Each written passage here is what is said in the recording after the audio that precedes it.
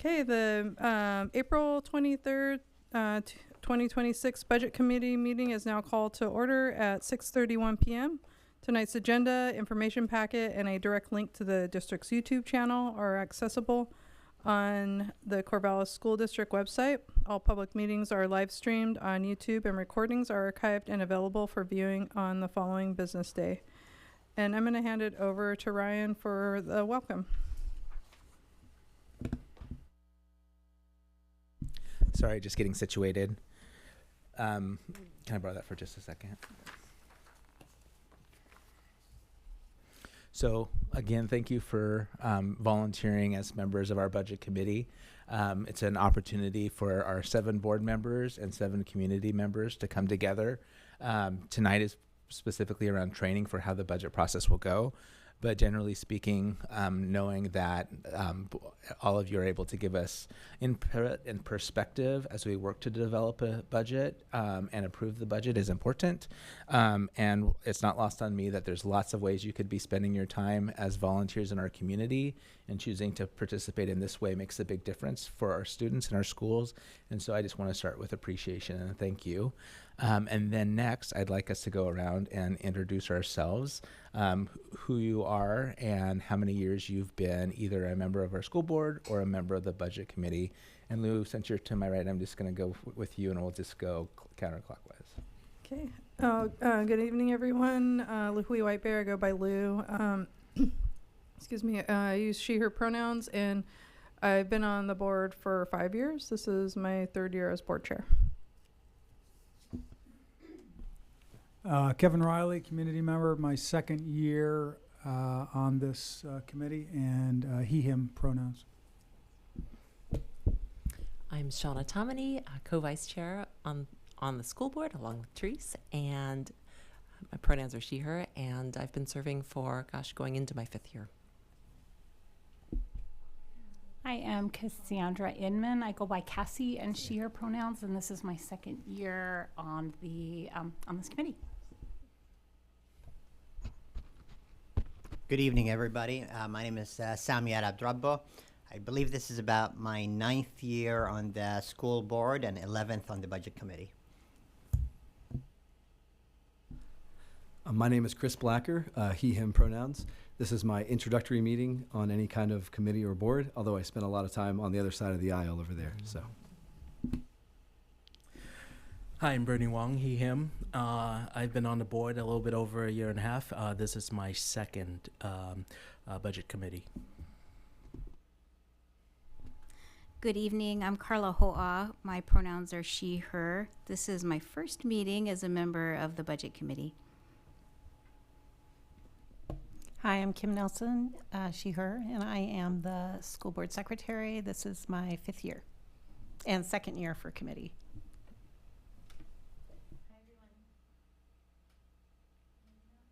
Hi everyone, Melissa Harder, Assistant Superintendent. This is my 7th year as the Assistant Superintendent in the Corvallis School District. I use she, her pronouns.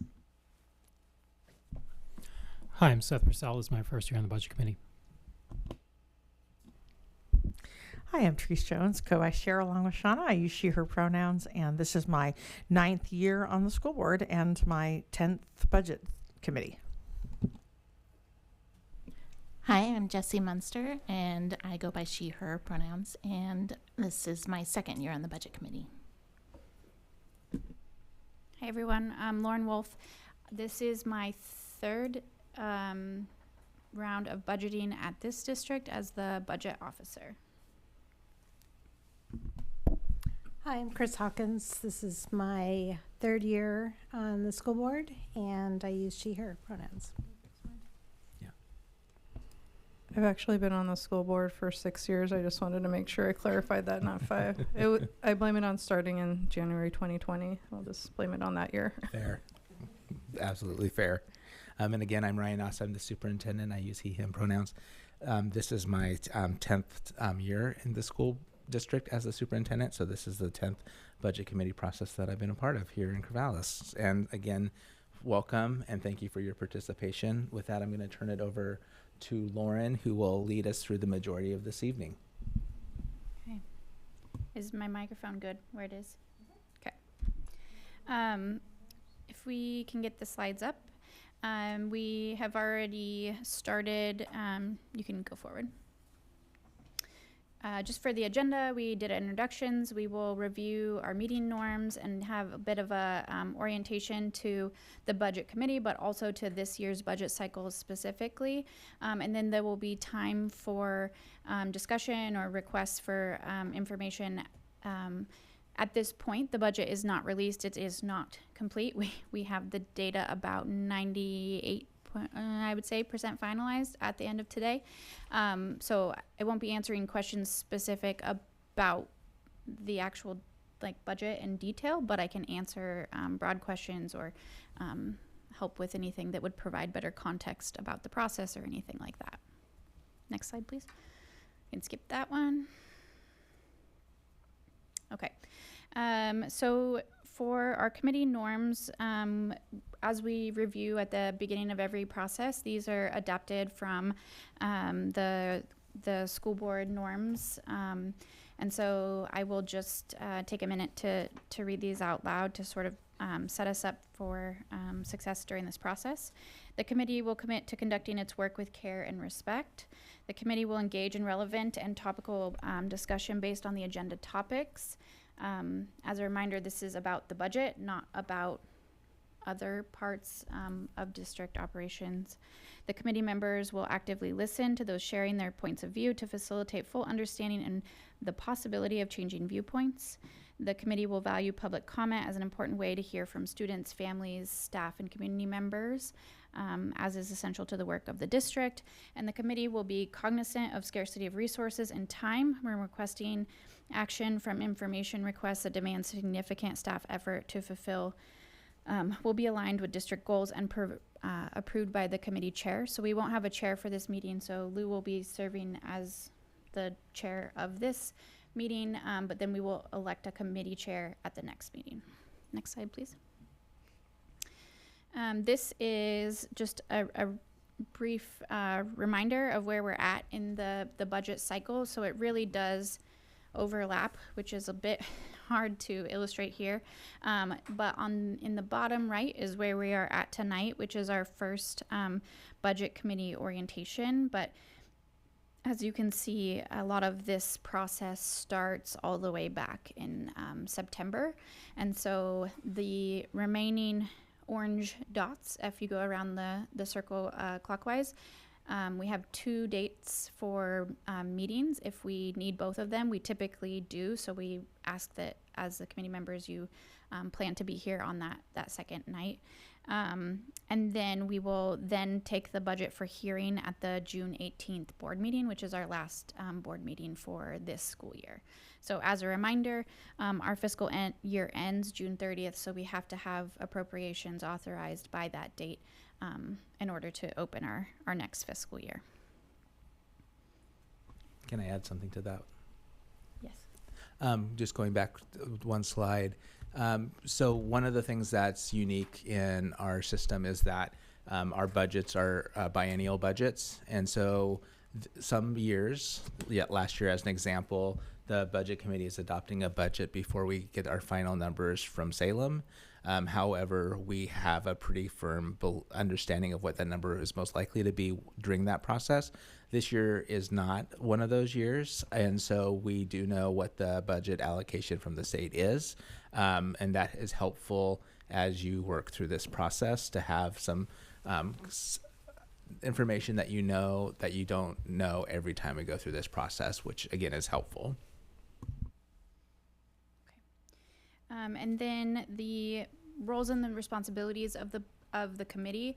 So the budget committee, as we see here, has equal members of citizens as well as the board members. We are one citizen lower than board members because we have a vacancy for a spot that hasn't been filled. So if we do have anybody who is on the DEDI committee and would love to join us next year, that would be great. We're still seeking a member from that committee.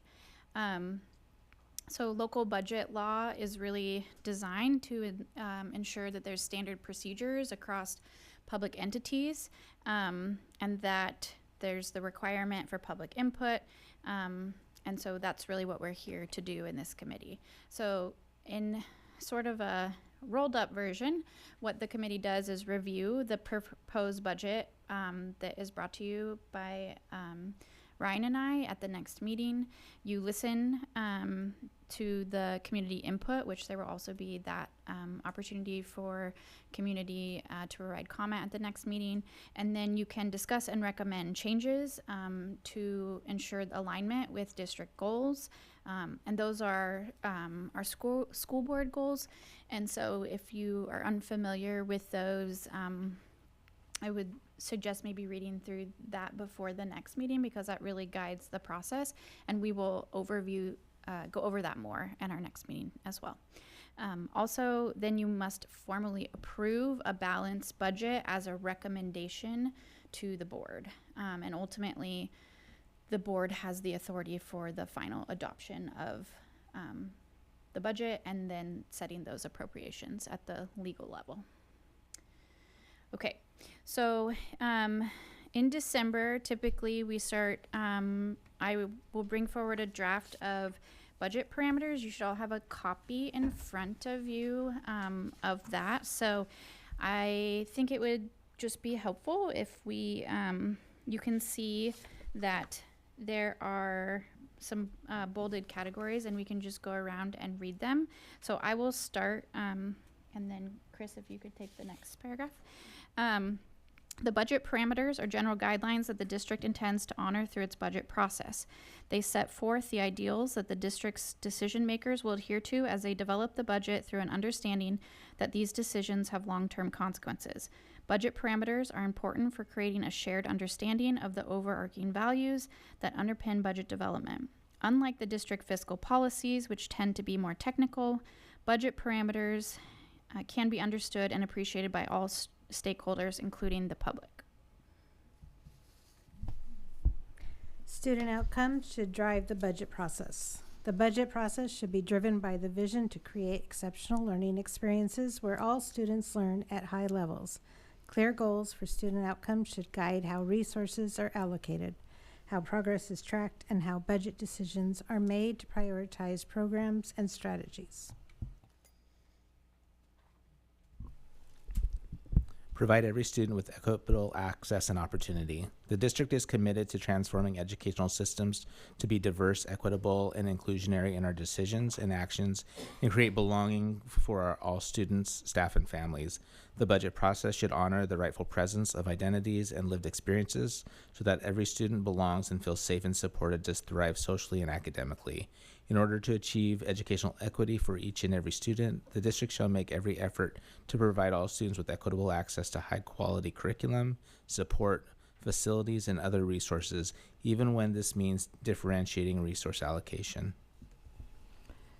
Decisions should be informed by data. Decisions that impact the future of student learning should be centered on evidence of what works. Qualitative and quantitative data on student outcomes, both in terms of student achievement and overall student educational experience, should inform the decision-making process. Base resourcing decisions on the total value created for students. The budget process should seek to allocate resources in a way that creates relevant and engaging learning experiences for students that support their short and long-term goals towards an evolving future. Prioritize strategies and programs with proven cost effectiveness. Strategies and programs that have proven to produce larger gains and close the opportunity gap in learning for all student groups relative to their cost should be given priority for funding. Strategies and programs that are chosen should be implemented fully and faithfully, even if that means fewer strategies or programs are implemented. Make student-centered decisions.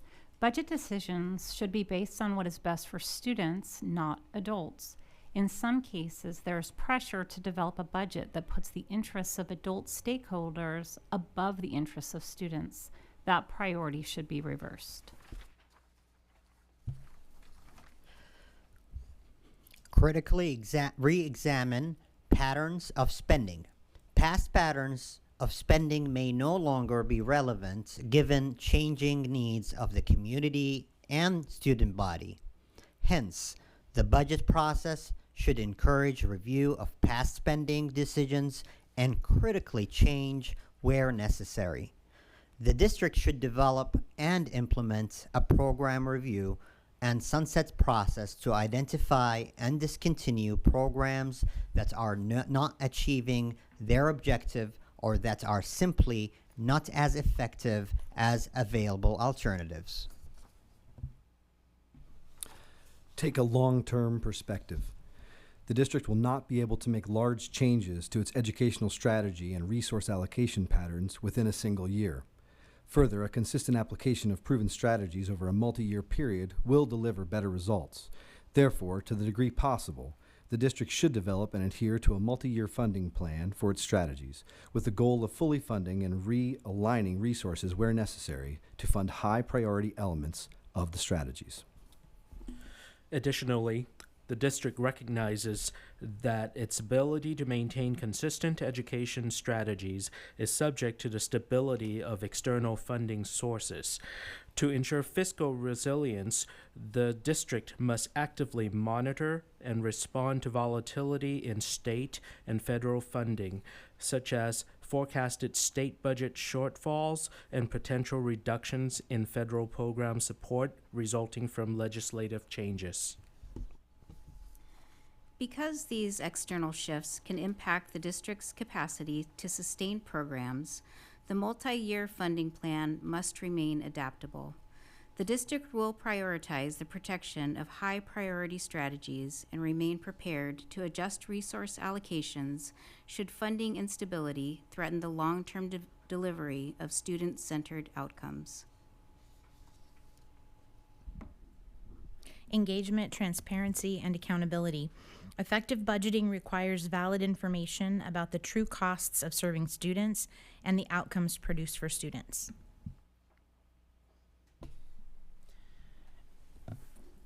Engage student and staff voice in the budget process, fostering identity and agency. Make performance data readily available. The budget process should be informed by valid and reliable data on fiscal and academic performance.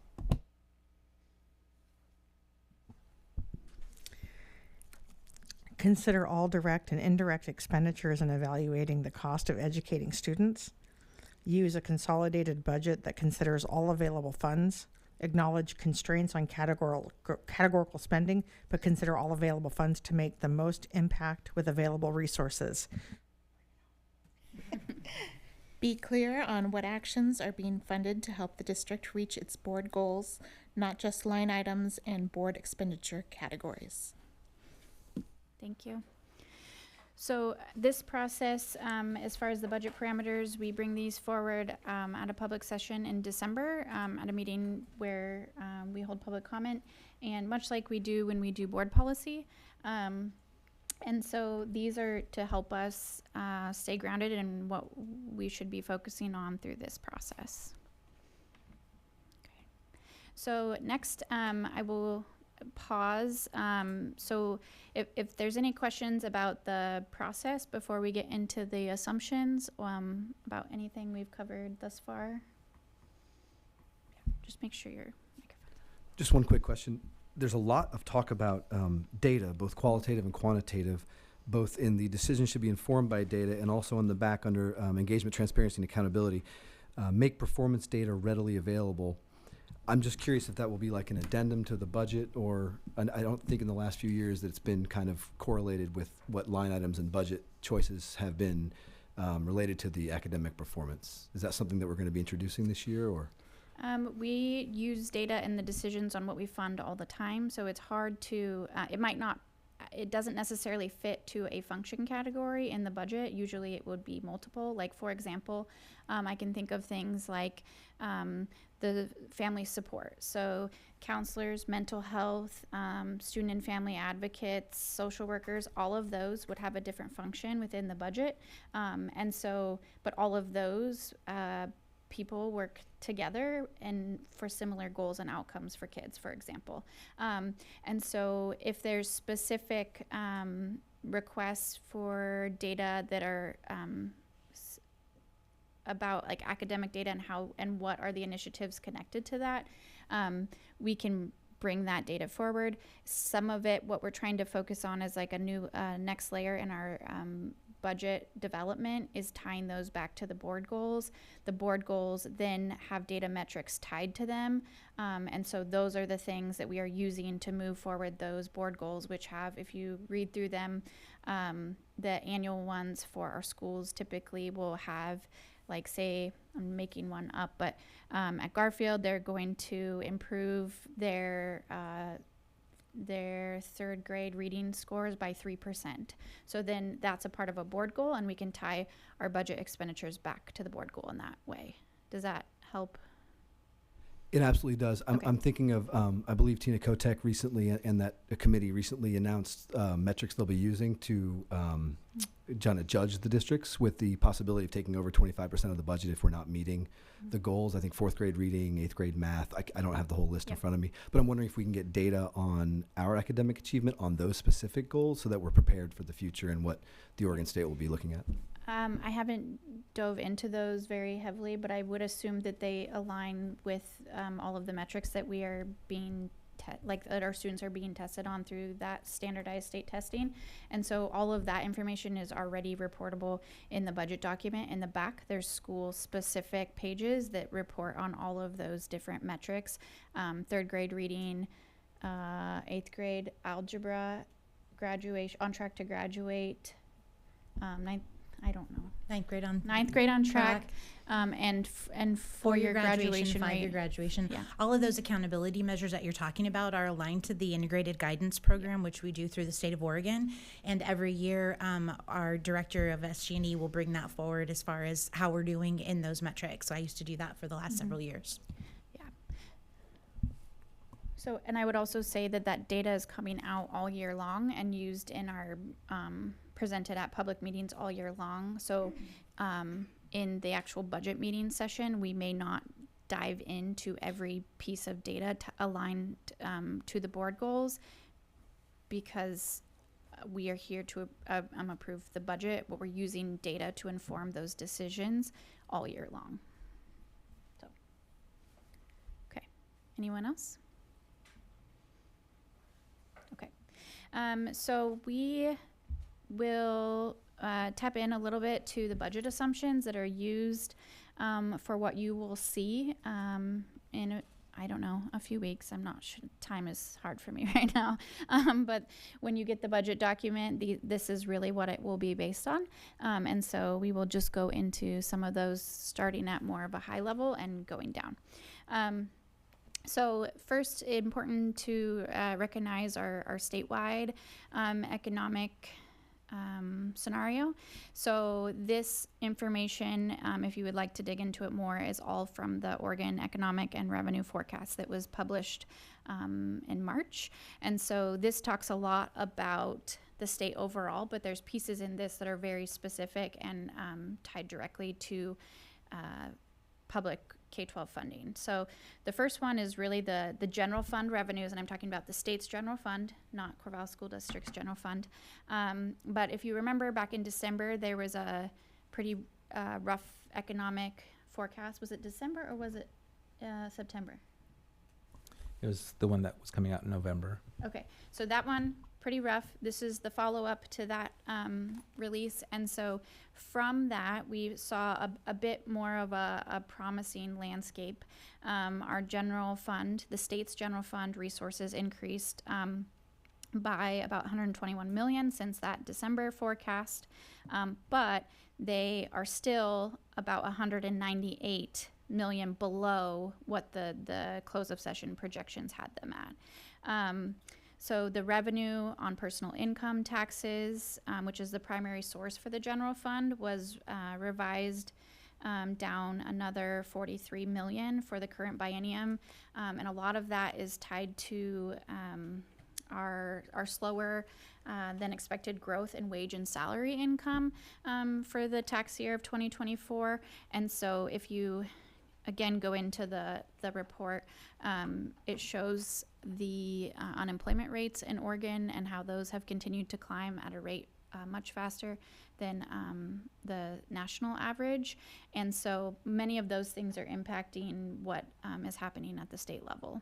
So in juxtaposition to that, the corporate income tax has been persistently pretty strong in Oregon, and so they revised that projection up another about $112 million during this session.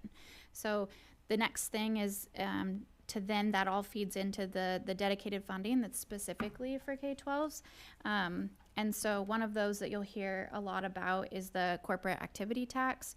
And so those taxes specifically are dedicated to the Student Success Act that was approved in 2018, I think it was. And so those revenues have beat out projections, which is positive for the Student Success Act grant and the grants that are tied to that at the state level. So that was another, I think, plus just under 20 million in that fund. And so that has a pretty healthy fund balance at the end of the quarter, but that's very specific funds for that grant only. The next one is the marijuana revenue. And so the recreational marijuana taxes also support the state school fund. It's not the only thing, but it's a portion of the state school fund.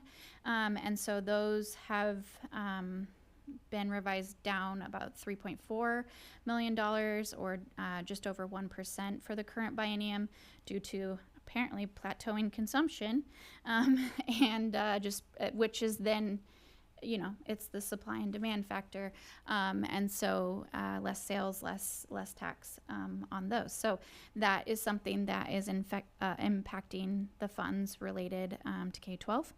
And then, as we've talked about probably ad nauseum at this point, there's been a lot of demographic shifts in our state, and really the most critical concern for school districts in Oregon, and what you'll see many districts talking about, is just the changing age structure in Oregon's population. So in this report, they reported that school age population, so that age 5 to 17 is how they measure that in all of the data sources, is expected to decline by an average of 1.4% annually.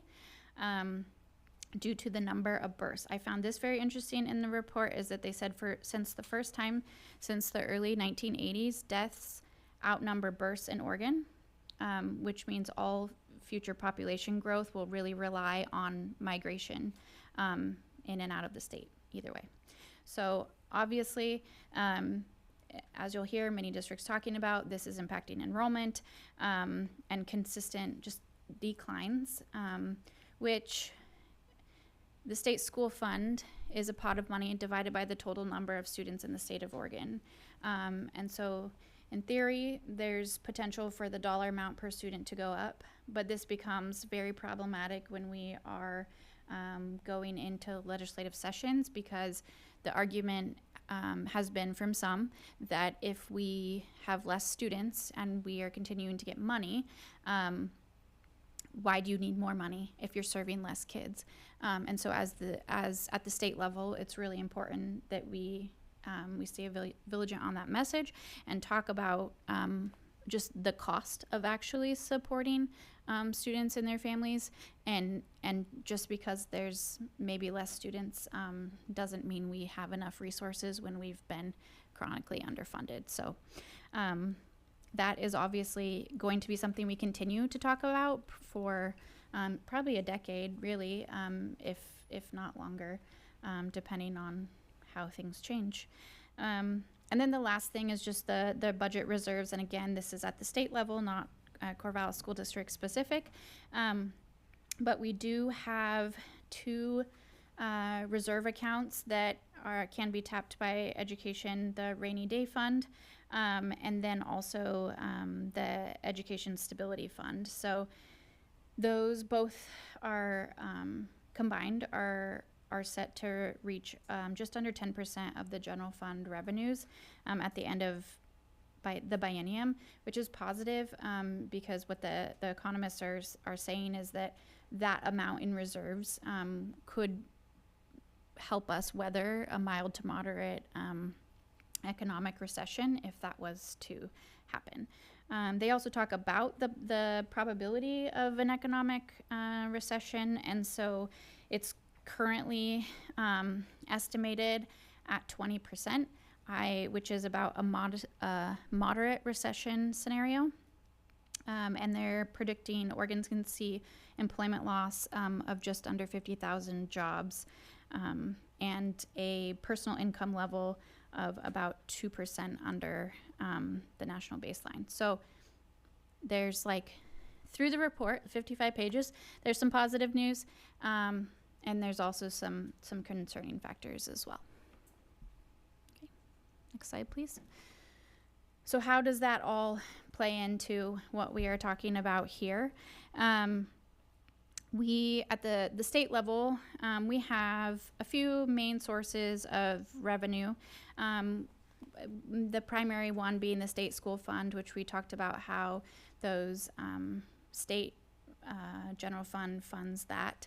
And so we are in year 2 of the biennium, which Ryan alluded to. And so what that means is that we know what the state allocation is for the state school fund through June 30th of 2027. And so the way that the state school fund is set up is for funds to be released in 49% of them released in year 1 and 51% of funds released in year 2.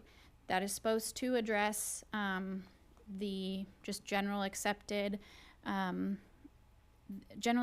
concept that you always have higher expenses in year 2, primarily based on salary costs for K-12. And so what that looks like is an increase of about 2.9% over the current year, or an additional $2.3 million from the state school fund. The student investment account, which is one part of that Student Success Act, along with the high school success grant. So the student investment account, an increase of 2.5%, or about $149,000. So just for context purposes, the average cost for one full-time certified teacher in our district is just under $180,000. So we are receiving an increase in that fund, but just in that one grant alone wouldn't even fund an additional certified staff member in our district. And then the high school success grant, we're also receiving an increase of 4%, or about $79,000. So the state school fund, as we talked about before, is really based on enrollment. So there's this information, again, as we have shared out a few times.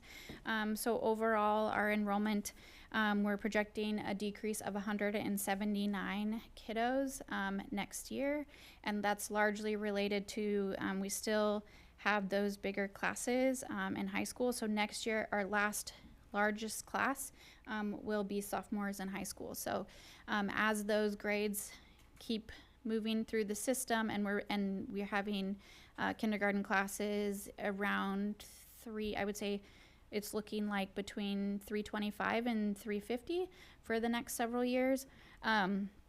Just that straight across math it automatically assumes a decrease in enrollment. So just as additional information on this is not just straight everybody moves from kindergarten to first grade. We use birth rate data to project for kindergarten, and then we also use what we call cohort survival rate, which is not my favorite term, but I don't know, that's what it's called, to see how people move through the system. For example, we generally get a large uptick in 9th grade of students moving in. And so if you would like to read more about the methodology behind the enrollment projections, that is all written up in the long-range financial plan that was published earlier this year and is available on our website, and it talks about the methodology behind this specifically. Okay. as we talked about, I think a little bit when we talk about that 49-51 split, a lot of that has to do with that public school districts are generally have at least one, if not multiple employment contracts. And so these are specific assumptions for the budget. And so for our certified group, the contract ends with our certified group on June 30th of this year. So we open negotiations and we've met like maybe 3 or 4 times. I can't remember at this point. So we're in that process now, but the current contract ends. So we don't have specific data to use as far as a salary table for those positions. So we assume a 6% average per FTE increase. So I just want to be clear that that's not a 6% COLA. What that is just the average cost per FTE. So and that can be impacted by the number of people you have. Like if the more positions you have on one end of the schedule or not, that can impact that. So that is our assumption that we've been using in our long-range financial plan, and that's based on historical data as well. For our classified, so for that group too, when we talk about contracts, it's also important to know that different positions work different number of calendar days. So all of our certified have a 191-day contract out of a 260 day calendar, not calendar year, but work calendar year. So our classified employees, they work anywhere between 181 days. So for example, like our educational assistants, they work 181 days, and then another position on the classified schedule could be one of our maintenance staff, and they work 260 calendar days. We already have a negotiated contract with them that doesn't end until in June 2027.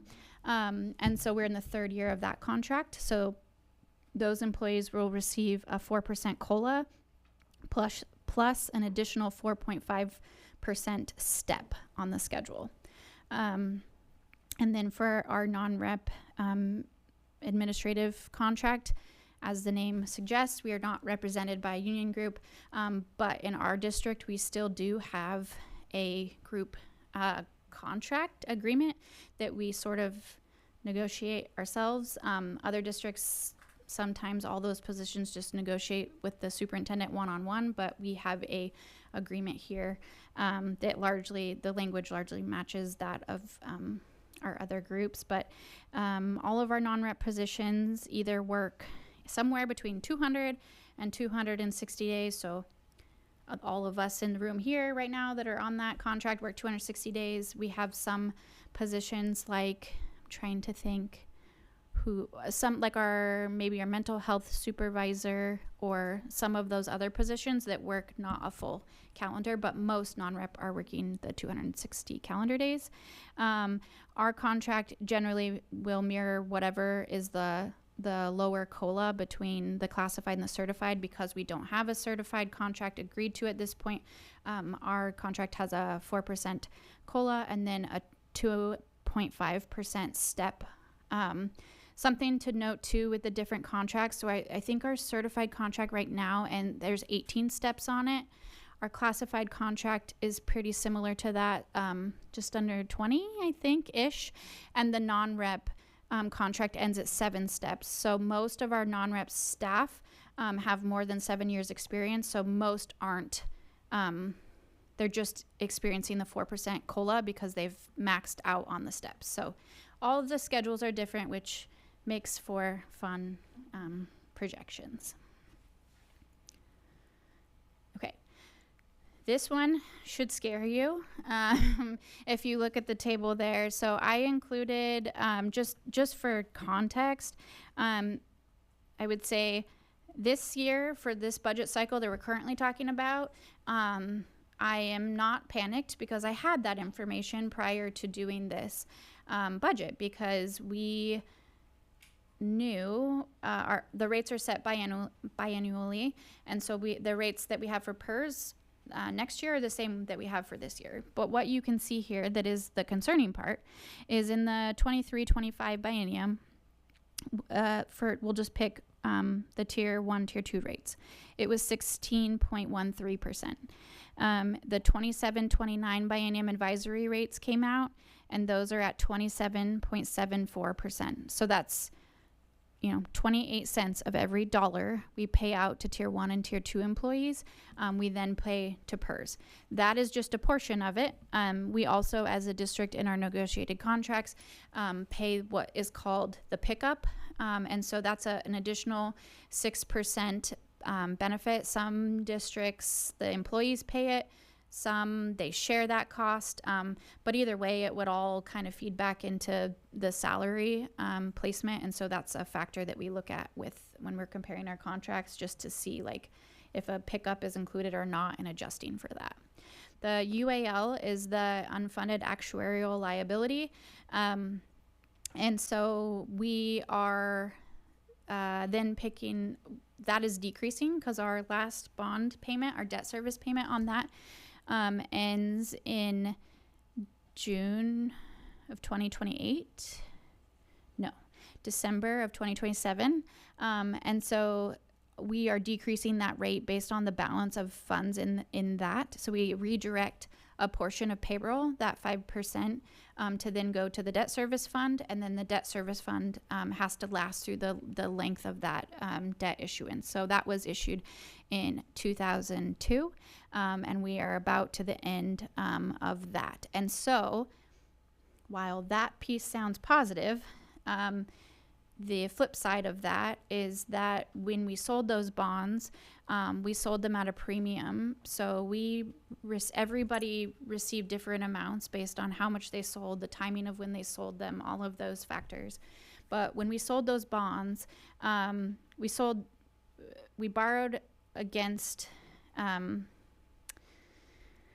to explain this. So when we borrowed that money to buy down our debt service, we created a side account with PERS. That money has then been gaining interest, and then they've been amortizing that amount over the term of the debt issuance.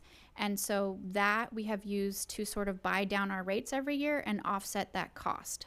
So when you see those high jumps in rates, so for example, 20% up to that 27%, that has a lot to do with the fact that we no longer have money in that reserve account to buy down those rates. We were really fortunate that we sold, I can't remember the exact dollar amount, but we received, we made about double on our bond sale. So we sold those at a really good premium, and were able to end in a really good spot and sold and saved millions of dollars over the term of that issuance. And that's coming to an end. And what we know right now is that the market is not in a position where it's probably possible that we will be able to issue any further debt related to PERS anytime soon. So those are specific pension obligation bonds in the market, and the sale on those would be really risky right now. So we're continuing to watch that. Obviously, we have advisors and people that we work with that are much more knowledgeable about PERS than I am, that help inform those decisions. But at this point, it's looking like I would prepare to at least accept those very high rates for at least probably the next biennium or two after this one. So this one is not necessarily a red flag at this moment for this current budget cycle, but it will be for the one after that. And so you'll hear I'm sure you'll hear in the media over the next 18 months about districts who had side accounts, because many districts had side accounts about the same time, and that those side accounts coming to an end and the implications of that on PERS. So just know that we did have one that will be coming to an end, like many districts around us. But as you hear and pay attention to the media, that's just what you'll be looking for, is information on PERS side accounts. I think it was like around 170-ish out of the 197 sold at that time. Some lost money, and some made quite a bit of money. Like as we did when I looked over our latest statement, I was And I can take zero credit for it because I was not here in 2002.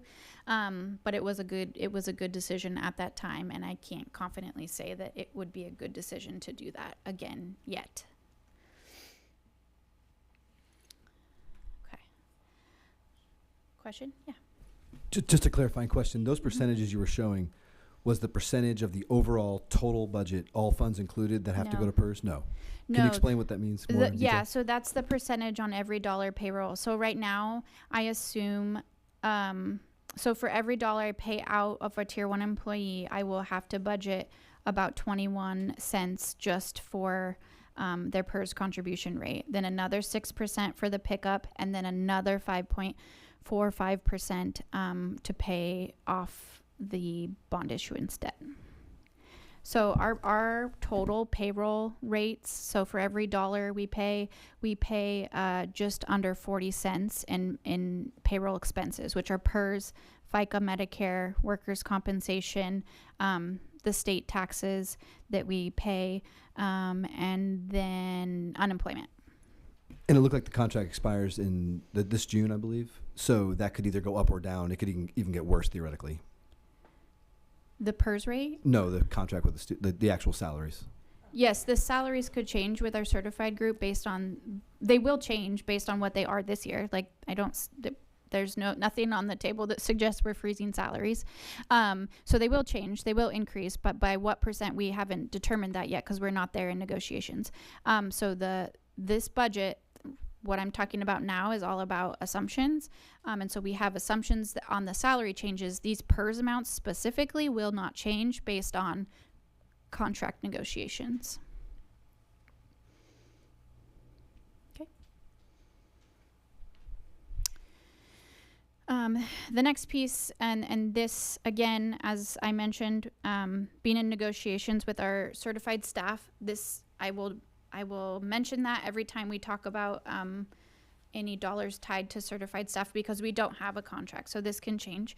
But in our budget, we have a budget assumption of $1,465 per month, which is an increase of $50 per month from the current monthly contribution that we give a full-time employee for medical benefits. But that is not something that is settled in our current negotiations, so that could change. Our classified will be, oh, that's not correct. I'm sorry. The amount is a little higher than that. I think it's $16.25 maybe. Sorry, that amount is not correct. The classified amount is $14.65. I know that for certain. And that is an increase again of $50 per month. That was in our contract. And then the non-represented and administrative staff, that contribution is $17.25 a month, which is again an additional $50. That has been the standard that we've done for a very long time. So that's a fairly safe assumption, but could change. And again, those are amounts for full-time employees. Those are prorated in different ways depending on what an employee's FTE is. And did you look up that one? Okay. 1575 would be the assumption for certified. Sorry, that was I think a copy paste typo. 1525 for the certified group. Thanks, Melissa.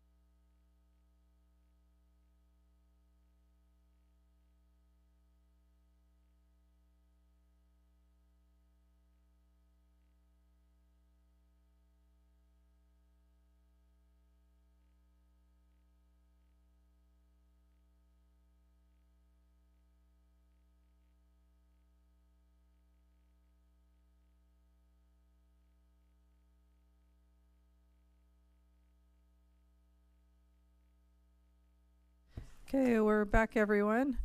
Thanks for your patience while we resolve that, and we're going to hand it back over to Lauren to continue the presentation. Thanks. Okay.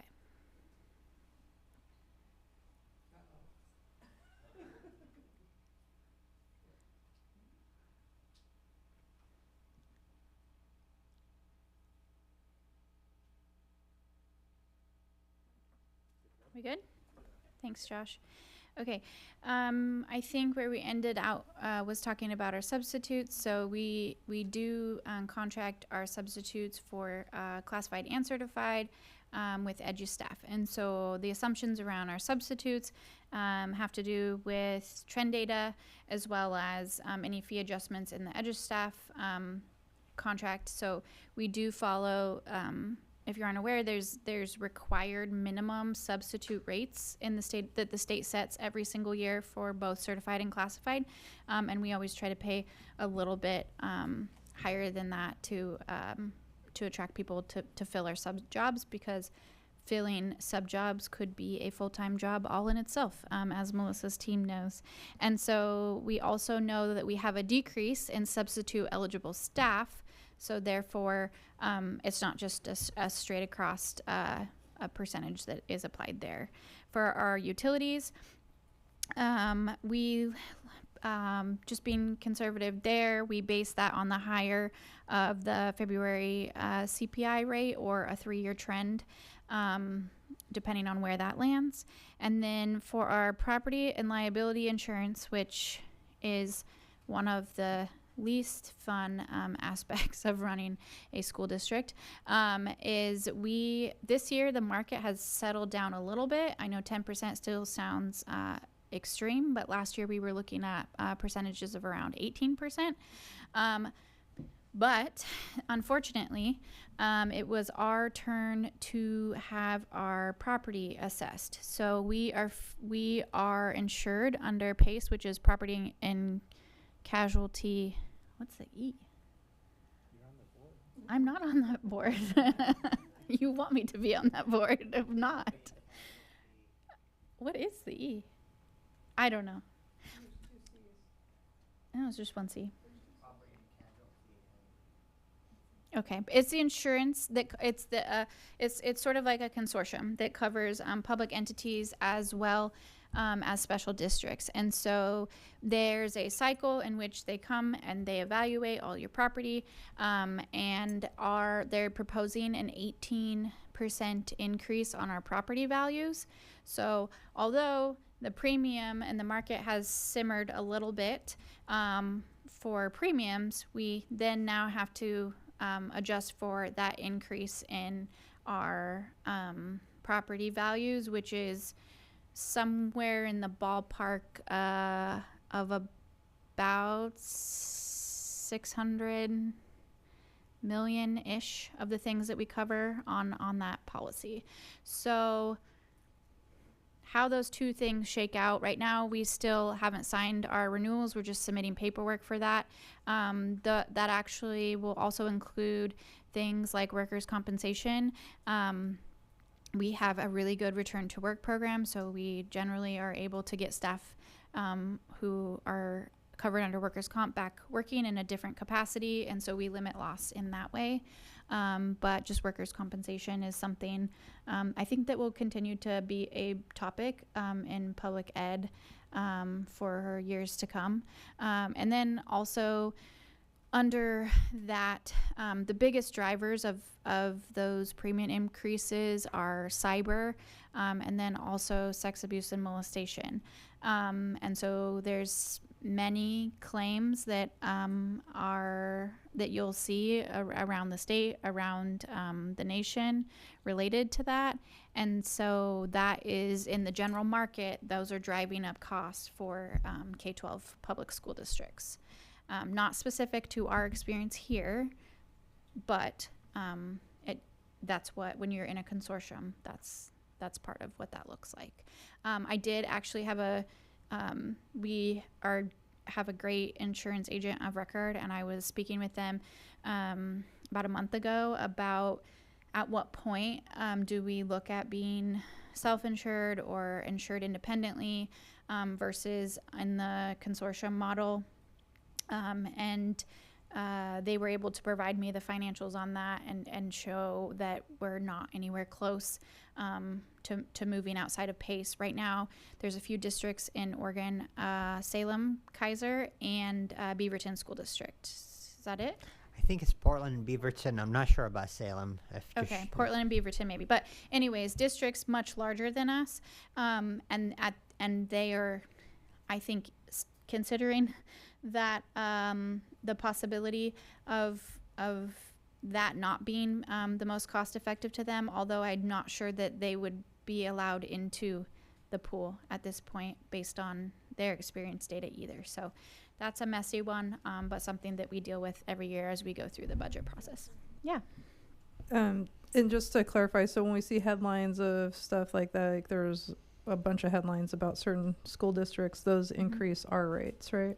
Correct, Even because if we it's- go even out if- to market together. Where that might look different is if you experience a claim, whether it's, for example, a few years ago, ice storm, we had a pipe burst in Sheltland Gym, and we experienced a property loss claim related to that. So that's going to more heavily impact our rates because it was specific to us, but it also will impact everyone else in the pool as well. So there's been some pretty large property losses in the last few years down southern part of the state as well as Bend, and so those big claims affect the whole group's history. But Okay. Yeah, thanks. I think that was helpful. That way people understand Okay. how that works. Yeah. Brittany? The contracts for transportation and also substitutes, are they annual contracts or are they multi-year? And I guess what's the basis of your assumption of plus 4.3% using? Yeah, that's based on trend information. So specific to our transportation contract, we have a base rate that we've agreed to through that contract negotiation. It's a multi-year contract. I think we have, I want to say this is our last year, like June 2027, I think is when this current contract ends. There is some extension clauses on that for maybe a total of 3 more years afterwards if we choose to utilize that part of the contract. And so that amount is based on, the largest part is a flat fee for service. And then on top of that, we get billed for like what they're called special trips. So for example, we may have kiddos that need individualized transportation. And so that's a specific vehicle that is providing those services both through our bus contractor as well as we work with Dial-A-Bus for a lot of those individual transportation because they have like smaller vehicles that make more sense for transporting one person. So it's based on that trend data, and a lot of that we already know. The mileage per mile for trips, we can look at all of those different pieces and look at it. It's just under $7 million, but like I said, 70% of that comes back through the state school fund. But we budget the full amount so that we have the appropriation and the authority to spend. You said the 70% was from home to school. Is that how you defined it? Correct. Does that include intra-school transfers? Like, so at the end of the day, when the Yes. K through 6 will be going to middle school, that also Yes. is included. Mhm. Got it. Yeah, that qualifies as home to school transportation. Or if we transport kiddos to, like, maybe they go to a day treatment program or they're receiving services somewhere else that's not on our property as a part of their educational plan, it would cover all the transportation related to that. Really, the biggest thing that it doesn't cover at this point is athletics and other extracurriculars like robotics and clubs that are using it for like we have a club that a summer program that has gone, and it's a club that they want to go and like try different restaurants or something. And so when they apply for their grants to do that, they have to include like the full amount of transportation. Most things are covered at this point. The non-covered transportation is really minimal. Bless you. What about organic transportation? Like, don't you have a pool of vehicles that people can check out, or a responsible faculty member or something? That does not cover that. We do have fleet vehicles, but this is specific to. Are you talking about the vehicles that we use to transport kids, or just that we're using like our technology and maintenance crew uses? And my assumption is there may be some smaller trips that we don't use a contractor for, and we use a fleet vehicle and so on. Is that factored in here, or no, is that a because we separate own line? those vehicles, and so there's fuel charges for those, but that isn't billed under student transportation. So you're correct. We do have activity buses at both of the high schools, and so they'll use those. I would say they probably use those almost every day for one sports team or another, but those generally aren't used for what would fit under the reimbursable transportation. Yeah. Okay, we can move on, Kim. Thank you. Another important piece to talk about in our general fund is our local option levy. So the assumption there is about an increase of about 3.9%, which is about $382,000.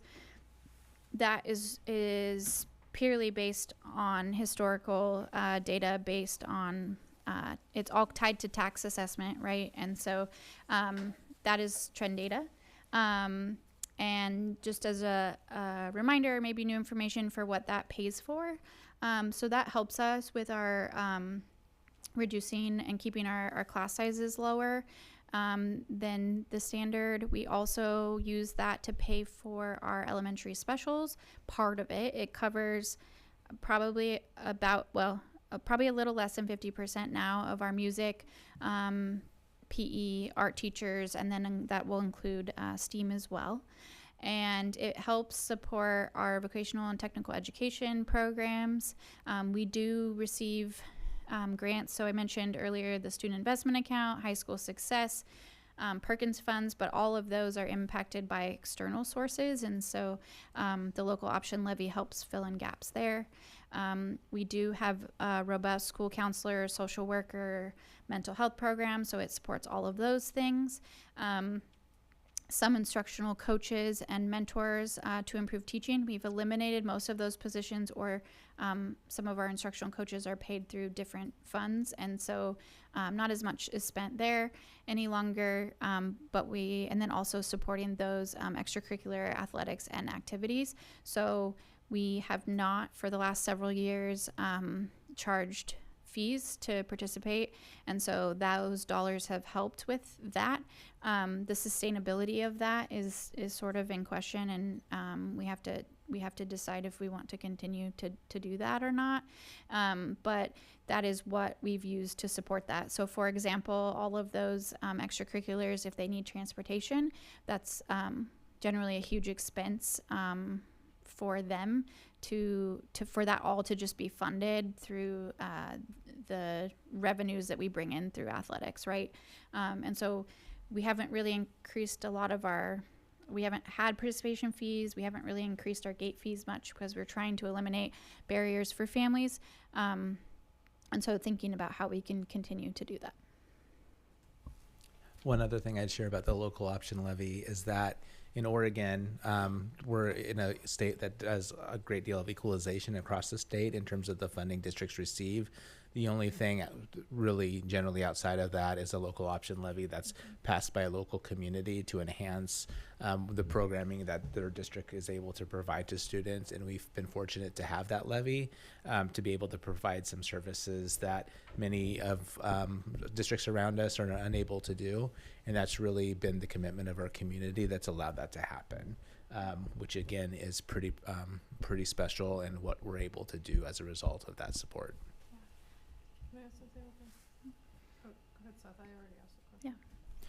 Are there any statutory constraints on what those funds can be allocated for? Well, yes and no. When you run on a ballot measure, and so generally when you're running, you have to submit what you will be using those funds to, and the voters then can hold you to using them for those specific purposes. So they shouldn't generally be used for, I think, capital projects and things of that nature. There's different avenues for that, but in general, I'm not aware of anything very restrictive. It's pretty flexible, Yeah. honestly. A couple of districts in Oregon recently have gone out for local option levies, Bend being one that went out recently as they're looking at reductions that they're having to make. I know that Canby's in the middle of one for May, so districts are using those as a way to try to maintain programming, and so they are fairly flexible. Is the not having athletic fees, is that part of the levy helping with that?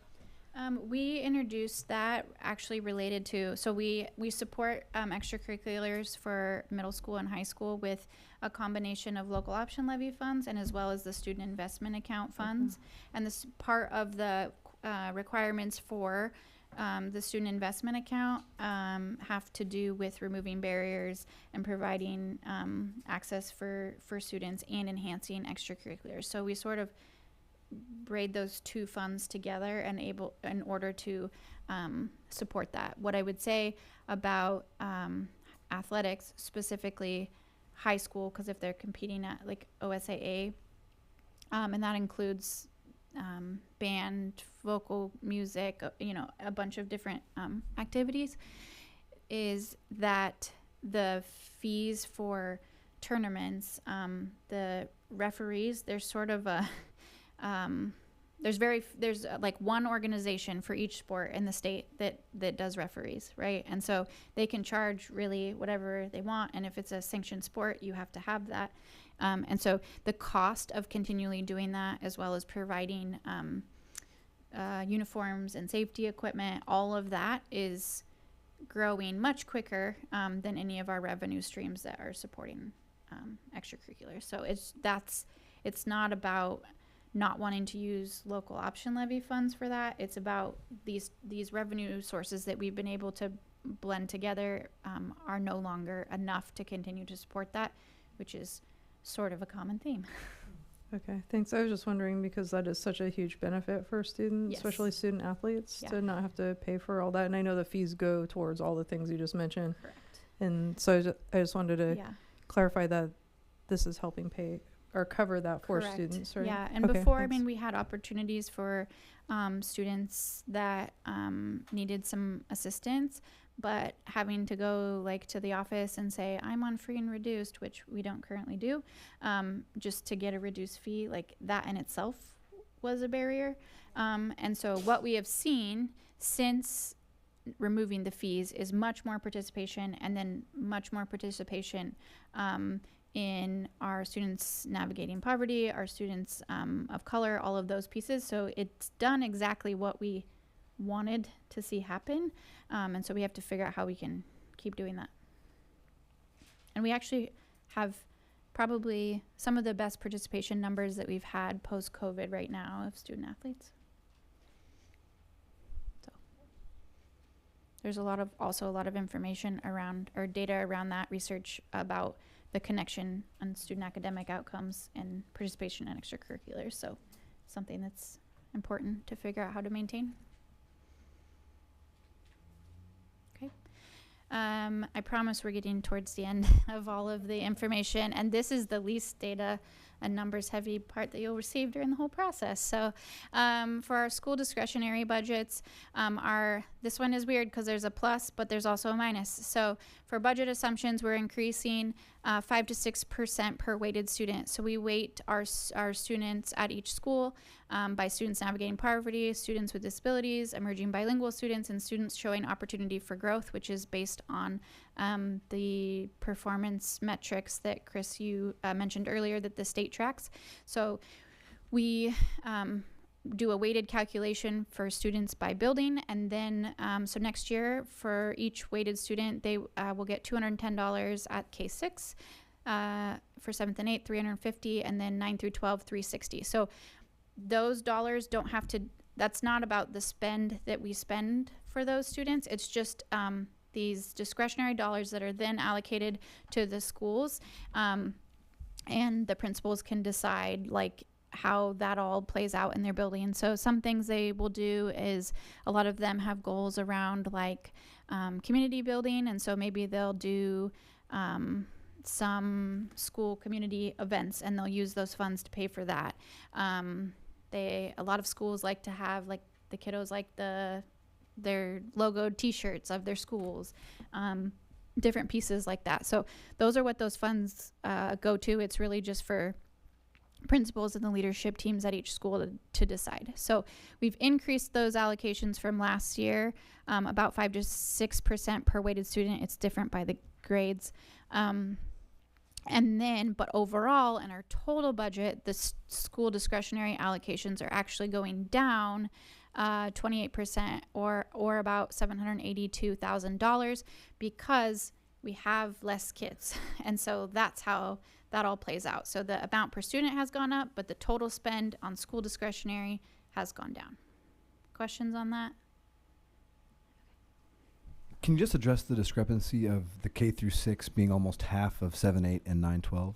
Yeah, so a lot of that has to do with the extracurricular activities that are offered at 7th through 12th grade. So a lot of those groups have many clubs. We have more clubs and student groups that I am aware of, or that I was ever aware of until I asked at our high schools and middle schools. So for example, like our high schools, they have a robotics club, and so some of their discretionary money at our school, our robotics team that is actually going to Worlds, is that what it is?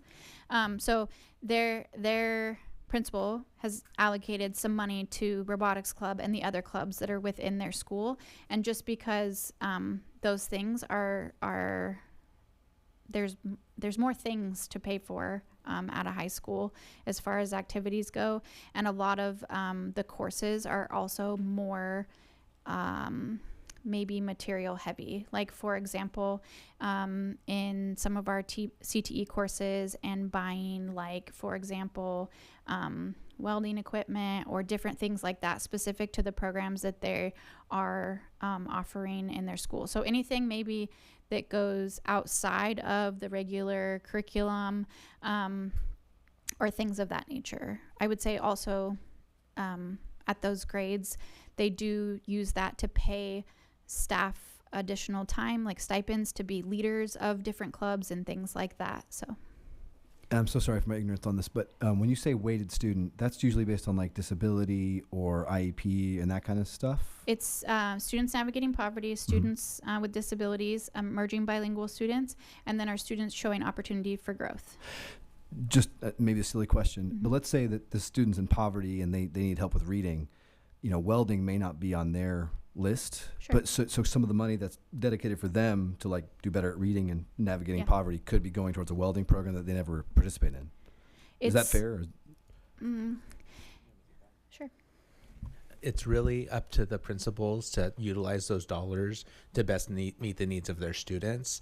And so in the example that you gave, a principal may decide, my students are struggling with reading, I'm going to put my dollars into supporting additional educational assistant time, or some additional curricular decisions that provide additional ways of teaching reading. So so again, what we're trying to do is provide a budget overall for schools, but with some flexibility that schools can make adaptive decisions during the school year on how to use funds to do the things that they know are unique to their building, based on context. And so it's that approach that we try to provide. Yeah, I guess I gave more of like the extra activities that kids like to do examples, but yes, we frequently see them using that for additional staff that they want to for a specific need in their building, not related to, like, they already have the base staffing for all their students on IEP. Our Title I schools have additional staffing related for that. Like, so there's all those layers already, and then this is just additional funds that they're able to use for what they feel like best meets the needs of their kiddos in their school. And just to be clear, it is up to the local principal. There's no oversight or audit, and in theory, we don't really check to make sure this is being utilized for those students that are weighted, and not in a bad way. Just that's the current situation. No, we have a board policy that has a lot of procurement guidelines, and so it has to be spent on things that are allowable to be spent on. All of our purchases require approval before they can be made. So I would say saying there's no oversight is not accurate, and it's not only for those kiddos. There's a base amount per kid, and then there's an additional amount for the weighting, just like there is in the state school fund. So there's a flat amount per kiddo for like an amount for every kid, and then the higher acuity needs of the students in the building would generate more dollars to come into that to then fund those additional things to support their specific needs. I'm just circling back to our parameters and making sure that all the money is going towards the needs of these students. And if this is money that's supposed to be selected for those students, so let's say Title I in poverty, I don't mean to say there's no oversight. There's no check back on the budget to make sure that money was spent in ways that we could show data that said it would actually affected them. So like fourth grade reading, let's say at Title I schools, as an example. There's when our principals put together their school discretionary budgets, they have to tie every dollar of their discretionary budget back to a board goal. And then again, under the board goals, there's all of the specific metrics that we're trying to achieve. So they have to say, when they're budgeting their money, they have to say, this is what I'm spending it on. It's related to this goal. And there's no option to spend money on anything that's not tied back to a board goal. So that process usually happens when if a principal is struggling during the budgeting process, which was months ago that they had to turn this in to me, they'll say, I don't know how this fits. And I say, then you shouldn't be spending the money on that, because it doesn't align with one of the metrics that as a district we have decided is important. So it's all attached to that. And when we have the actual budget document in a few weeks, it will show you the percentage of funds that are being spent on each board goal and the school discretionary. And so then when they in the fall, we do our scorecard dinners by level, and then there's share outs based on how they did at achieving those goals, and then what they had in their budget and what they spent it on is tied back to that. So it's all connected in a loop in that way. Yeah. And needs change, and so it's a plan at a certain point in time, but that's what they have authority to spend, and they can't actually make a purchase for something that isn't a part of their plan, because it's all through an electronic management system. So. And maybe you can speak to the idea that it's not working? Yeah, the lights is not working.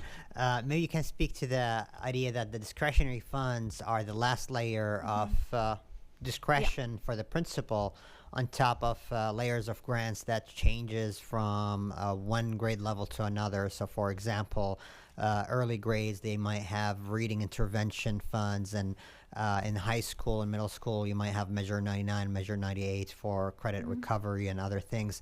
So whatever a principal chooses to allocate funds to is really the delta that's lacking funds for, that supports their priorities, that's missing from whatever available grants or the general fund is supporting. And we're talking about, it's truly the last layer of funding that we allocate out. But we're talking about small dollar amounts. Like, for example, at Franklin, it's a hard example because it's K6, or K8, and for the K6 grades, they get $46,000 for the year. Like that it's a small amount to just go on top of all of the other layers of funding that have already been allocated to the school that are attached to all of the different metrics. So. Quick question. What is students showing opportunity for growth? Yeah, so we look at our students that are below the the targets on the state testing rubrics. So in elementary school, the metric that we look at is third grade reading. For middle school, it's 8th grade algebra. And so we look at those percentage of students that are meeting that goal, and then we fund on the amount of students that are not meeting the goal. And then for high school, we use 9th grade on track, because if we only funded on 4-year graduation rates, that doesn't actually serve the kids that are still in the building. So it's based on that 9th grade on track number. Okay, next. It's you, Kim. And then the department budgets. So departments don't receive an allocation the same way that schools do, right? And so our department budgets, the assumptions there are an increase of 3% or 1.2 million, which includes a reduction. I was looking at this today and was pretty shocked, of about 6% FTE. And that's really just to speak to the fact of how expensive FTE is. And we can have less FTE, which is over 80% of our budget, and still spend 3% more. So that is what that looks like for our departments. As department leaders, we went through, we don't always do it, but it's good, especially when we're talking about big structural changes. We did what's called zero-based budgeting. So all of the departments put together budgets based on from zero. Instead of looking at what they spent last year and just increasing that amount, they had to rebuild it up from the bottom up. And so that included, for example, I mean, our operations department is like the easiest one to give examples on, but that included a project list for all of the deferred maintenance, all of the different capital projects that they are expecting for this budget cycle. And so that's all tied back. Our departments as well have to tie to board goals, with a caveat of there's in the board goals, for me, it feels like there's something missing as far as like responsible stewardship of resources.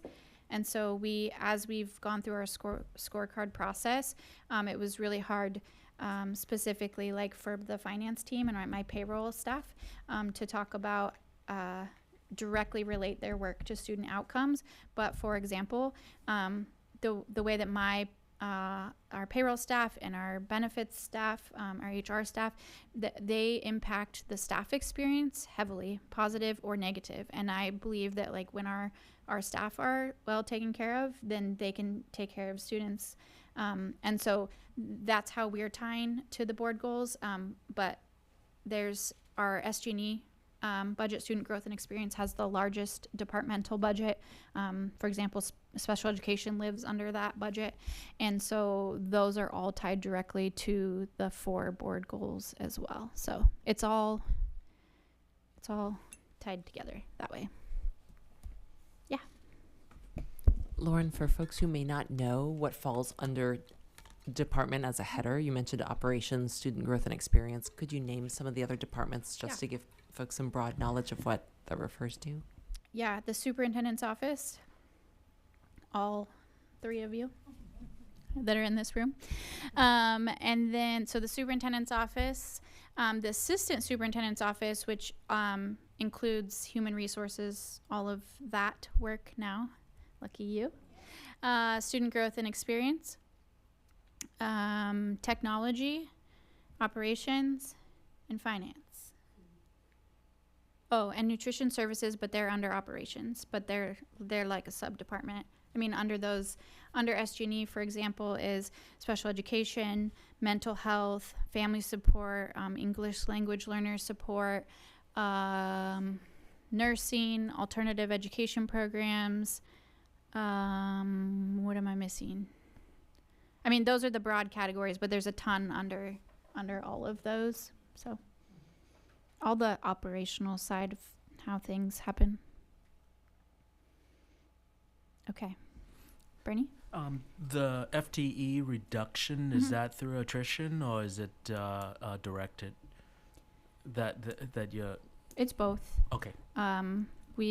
There's some people at the district level that are on layoff, and then there's some where we just chose not to fill positions. So it's both combination. Yeah. Okay. Projected ending fund balance is the last slide of numbers as far as I can remember. And so what I wanted to just show you here is just how that's happened over time. So really during the COVID era, which at some point I hope we can stop talking about, but that's where we grew a fund balance at that time because of the operations largely being shut down on site and moving to virtual learning. And so over that time period, we have been buying it down, and our required amount is to stay above that 12.5%. And so this year for 25-26, where I'm currently projecting, which again changes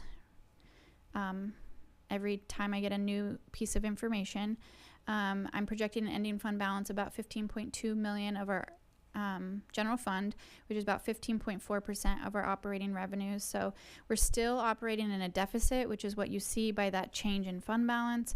But this has been a part of the plan in order to buy down that balance and programmatically keep things intact. So that is what we're up to there. And why that's important is because our ending fund balance for this year becomes our beginning fund balance and is our first source of revenue for next year. So that's why that's important. In the budget, it'll stay at that 15.2. What the actual is, I really won't have that number for you until January of 2027, because that changes all the way through when our audit is finalized. Lauren, I'm trying to make sure, in simple terms, what you're saying, operating in deficits. So going down from the year 2024-25 with ending balance of 17.9 million to projected 15.2 million is a strategic and intentional step going down to preserve as many programs as we can this year and moving toward the 12.5% required reserves. However, what that sends a message to is whatever programs are preserved from that's buying down may not be preserved next year unless we have additional revenue, correct? Correct. Like I think hopefully has been illustrated through this process is you can see our expenses are increasing much faster than our revenues. And so that's what I mean by operating in a deficit. We are spending more money than we are bringing in. And so just those PERS rates alone, if the only expense that increased in the not this budget cycle but the next one was those PERS rates, we still I don't have the numbers that I'm off the top of my head, but it would be really hard to operate with the same level of staffing and programs if that was the only thing that changed. And we know that won't happen because everything, people are feeling it at their homes, and the same concept applies in the school district. So yes, our expenses are outpacing our revenues, even if we weren't adding any FTE or adding programs, but the cost to run those, especially when 80% of our budget is salary and benefits, that's the driver behind that. So, in our intention, especially when we had those, the additional dollars during COVID, which offset some of those expenses and then led to that higher general fund ending fund balance, the goal would be to not spend those on one-time dollars, but to try to smooth out the trends of all of the changes in expenditures that we have. So thank you. Yeah. And I may be totally off here. As I understood it, the budget every year, we target to try to hit 12.5%. And that's the mandatory Yeah. extra. So We to do. any time we're over 12.5, we're not in deficit, we're actually in surplus. We didn't spend our full budget. We No. have extra. Because the deficit is based on revenues and expenditures. Fund balance isn't a revenue.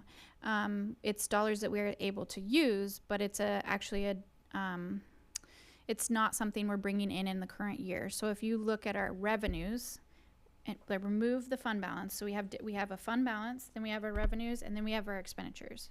Okay, so if you look at just our revenues, which are the dollars that we have received in the fiscal year, we have less revenues than the expenditures. The only way that we are able to operate in that way is because we have the fund balance. And the fund balance being above the required 12.5% is what allows us to do that without having to authorize additional funds within that board policy related to that. What we know is when you create a budget, I mean, I prefer it this way. I prefer that we don't spend 100% of our budget or over because, well, first of all, we don't have the legal authority to do that. And second of all, that means we had a really bad plan. So what we know is we generally spend around 98% of our general fund budget of what we budgeted in expenditures, and so that amount sort of rolls over into that fund balance, and that's the goal. Our budget is our cap of what we can spend and our legal authority to spend that amount. That doesn't mean that we will spend every single dollar every single year, and I would highly recommend that we don't, because we're not allowed to operate in the red. So that is how that happens. But if you're truly just looking at revenues and expenditures, that is our operating deficit. Right, and you're totally right. We get more money every year, but we spend even more. And that's what you're correct. Like on the deficit, I'm totally with you. But on this case, like, and I look at 24-25, we were at 18.3%, which meant we left like 4% on the table, which is good for next year. But in that year, we made cuts. And so I'm just thinking, again, by the parameters, like it's not for the adults, it's for the kids. We need to be as efficient as possible. So if we're leaving 3 or 4% on the table, that means that was money that could have been used that year for services for those children, for third grade reading, for 8th grade math, for extracurriculars. And I just want to be clear, like, it's not good to have a 20% ending fund balance. That means we didn't spend 7.5% of money that we should have been spending. Or am I misunderstanding? If anyone can help me. Well, I think that's opinion. I would say in the climate in which we operate in, 12.5% is not enough. I've said it several times. 12.5% does not even pay 1 month of our operating expenditures. So yes, the absolute floor is 12.5%. Do I think it's fiscally responsible to operate at 12.5% every year? No, I don't. Just to push on that really quick, a lot of other districts, our other 9 comps, don't generally have that high of an ending fund balance. They actually do. They just don't have it in board policy. But if you actually look at what they're spending in their audited financials every year, the average, we are right in the average of what people are doing. We also have, because of the financial position that we have taken, I understand that decisions that have been made in the last year have been really impactful, but those would have been, we would have been closing 4 schools if we would have been spending down to 12.5% every year minimum, and cutting probably music, art, I mean, all of it. We wouldn't be able to afford that if we were spending down to that level every year. And just for the record, you'd acknowledge that most other districts don't have a 12.5 requirement. It's usually 10 or lower. No. No. I'm saying that they might not have it in board policy, but what they're doing in action, they are holding those funds. I have looked at their financials. I have gone through all of their financial reports to look at that, to make sure that we are operating in a reasonable way. I would also say, if you talk to people who are doing this work, they would acknowledge that there are other ways that they are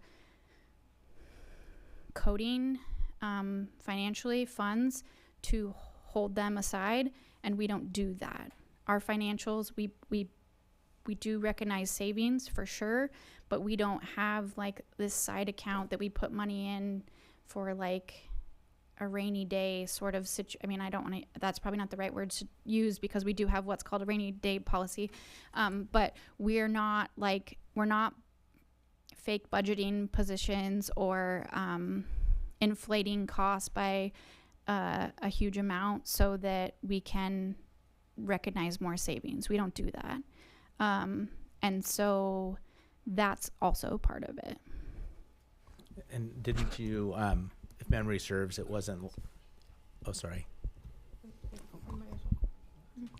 Sorry, I'll finish. I'll go fast. It was the year before last that we went through that process of identifying other districts and which ones did have policies and which ones didn't, but where they were overall in terms of their those reserve dollars, and we are right in that ballpark. Sometimes you'll see districts that are larger in size, Beaverton's, Portland, Salem's, and their percentage may be lower because of the scope of their budget, but across the board, we're pretty much in the middle. Carla? Lauren, I wonder if it's helpful also just on this fund balance to acknowledge and clarify that those dollars are really just one time. That once they're spent, they're Correct. gone. They Yes. don't get replenished necessarily unless you're doing a rebalancing of your budget Yeah. somehow. So making those investments into some sort of ongoing program is actually not going to be helpful because you can't sustain that commitment. Correct. Yeah. And that's why we largely use it to offset that difference between how fast expenditures are growing and using it that way. But at a certain point, as we have seen, there's a breaking point that comes where you still, even using that strategy, you still can't sustain the level of spending. So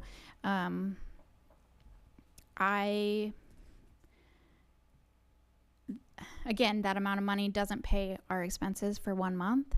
And so I don't think that it would be fiscally responsible for us to carry funds at a much lower level than that, especially with the volatility of federal funds, which then impact state funds.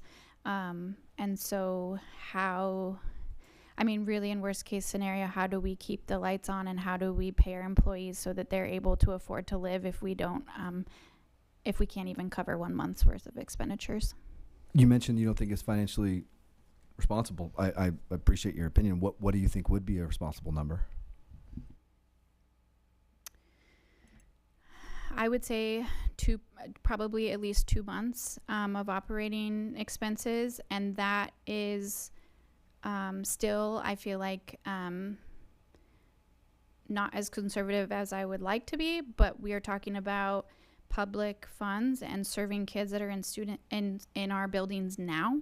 And so if I'm talking about operating a business versus operating or serving students, those are two different opinions that I would have. And so we need to be able to balance both of those things, which is why we sit at around that 1 month mark. Yeah.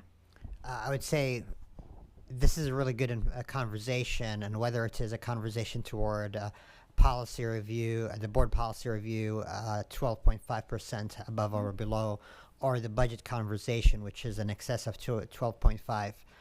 One thing I think is important is comparison with other districts and the utility of those funds when needed, but also the historical institutional background, which predates all of us on this table. The story goes is that in 2011, if I'm not mistaken, when the legislature decided to not honor their commitments during a biennium in the aftermath of the 2008 recession, Great Recession, basically school districts had to lay off teachers and classified staff in a way that's really hurt kids. My understanding of Corvallis School District, either that we did not lay off any, and I believe maybe Chris was here as an employee, either we did not lay off any or the impact on the school district was very minimal compared to other school districts. It softened the blow, so we were able to ride that really aggressive wave in economical situation, especially in a state where we don't have all the legs of the stool. Absent of sales tax, it's really hard to recover quickly, and it helped us to recover much smoother than other school districts that did not have that level of reserves. So I think that's really important to elevate, because it's a situation truly once in a career situation, and I hope I never observe it while serving, but it's important to know that we could observe it while we're serving. Well, we had the probability of that just this year. So there was the possibility that the state school fund wasn't going to be funded at 100% after we already had a biennial budget signed into law at the state level. So it's not really a maybe thing. It happens. I think this is a really important discussion, because it's the budgeting process for school districts and from the state perspective is so complicated, and it's really nobody would budget their household this way. It wouldn't make any sense. We build a budget before we even know how much money we have. We have to build it before, because if we wait until we know how much money we have, we don't have time to build the budget. So we build a budget without knowing what the number is. The next year we build a budget based on knowing what the number is, but not knowing if the budget that we built the first time around actually holds up under the budget when we didn't know the number. And so then we have to correct it. And then we do it all over again, rinse and repeat over and over and over again. Mm-hmm. And so I think that when we talk about this amount of money, it's in the grand scheme of the cost of the district, it's not that much money. It's not enough. As you mentioned, it's not even enough to operate us, keep us going for a month. It is enough to keep 4 furlough days from having to happen. And that is the climate that we are in right now. I have been I think on both sides of this conversation at various times. Why don't we just use a little bit of this and see what happens in the next budget? What about if we did this and then see what happens? I think that where I have landed is that whether we do or whether we don't, this is a kicking the can down the road situation. I don't really think we should budget with a kicking the can down the road situation. It's very clear that the state has no intention to come and rescue districts. And so we need to do the best we can to rescue ourselves. And I think that at this moment in time, I don't want anybody else steering us to the shore than you. And so if you're coming and you're telling us that right now the best thing for us to do is make sure that we have some money when the state doesn't show up, then I think that's what we ought to do. And I appreciate you being candid about that. And I recognize that means we have to make hard choices. But I just really can't imagine that the average person this is just not how people deal with money in the real world. This is how the state deals with money. Yeah. And so I think you're doing a great job advising us, and 2 months would be great. We can't do 2 months. 1 month has saved us before. I think less than 1 month would be really problematic. So yeah. I want to acknowledge the ridiculousness that this is. I want to put the responsibility where it belongs, which is in Salem, not here. And I want to respect that this group works really, really hard to do the best they can with the system, that frankly, just even the people that are passing the legislation, they know that it's broken. So that we just cannot own that in this room. We did not break it, but we are doing the best we can with it. Thanks. I would say just for context too, just to pay our teachers for 1 day is $270,000 per day. And that's just about half of our staff. And I did that number first because I had to look up what a teacher amount per day earlier today. So I had that in my head. So just that amount is pretty substantial. And we have contracts with all of our staff, like everyone who works here. We have an obligation to make our payroll to them. So, okay, that is my last slide. We've had discussion. I know, Lou, you had mentioned maybe you had some questions from earlier, so I'm happy to take questions or suggestions on what would be helpful for you when I bring the budget forward. Yeah, I wanted to see if other folk had questions, because I wasn't thinking we were going to ask questions during the slides. And so I had written some down earlier, and that would not have made sense to ask at the time. So if anybody else did that, I wanted to open it up to other budget committee members before I asked mine. I might have the same ones, or you might have different ones from earlier in the slides that may not have got to ask any. Good. So I was thinking about some of the questions that I've already heard, and speaking to other community members, and it seems to go to the importance of trust in the community, in us who are sitting here at this table, the board and the staff. And so the thought that came to me is that, and I wrote it down, so it's just easier this way for me. Over this past year, and last year when I was on the board, this committee reviewed substantial demographic information, facilities data that inform the priorities that have come up and will feed into the budget that you'll be presenting to us to review. And so my thought is that to help support that trust, community's trust, if the staff could make clear where that data is that we will be looking at as we evaluate the budget, to present that data on the school district website, which I know it's there, but like making that clear so that folks who are listening and watching this can see and benefit from that same information that the board and the committee is reviewing. So. Yeah, and we have, if you go to our website now, just for anybody who's listening, we have reactivated on the front page, there's a circle. I don't know, Kelly has a special name for those buttons, but it's on the very front page, on the kind of a little bit down.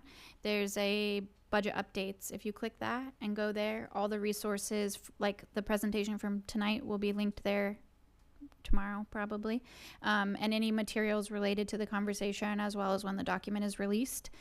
Just to be clear for the public too, the public receives the document at the same exact time that the committee, board, everybody receives it, so it'll be all there, and we'll continue to post updates there, and I'm sure that Kelly will be working in updates from tonight and other conversations into our messaging that also goes out to community, and with links and all of that as well. So happy to continue to highlight where all that stuff lives and how to get the information. So the budget document, just for anybody who hasn't looked at it before, is not just a book of tables. There's actually a significant amount of narrative that explains it, as well as the actual financial tables, and then the supplementary materials with a lot of student data, and just district data as well that goes into that. So it's there, and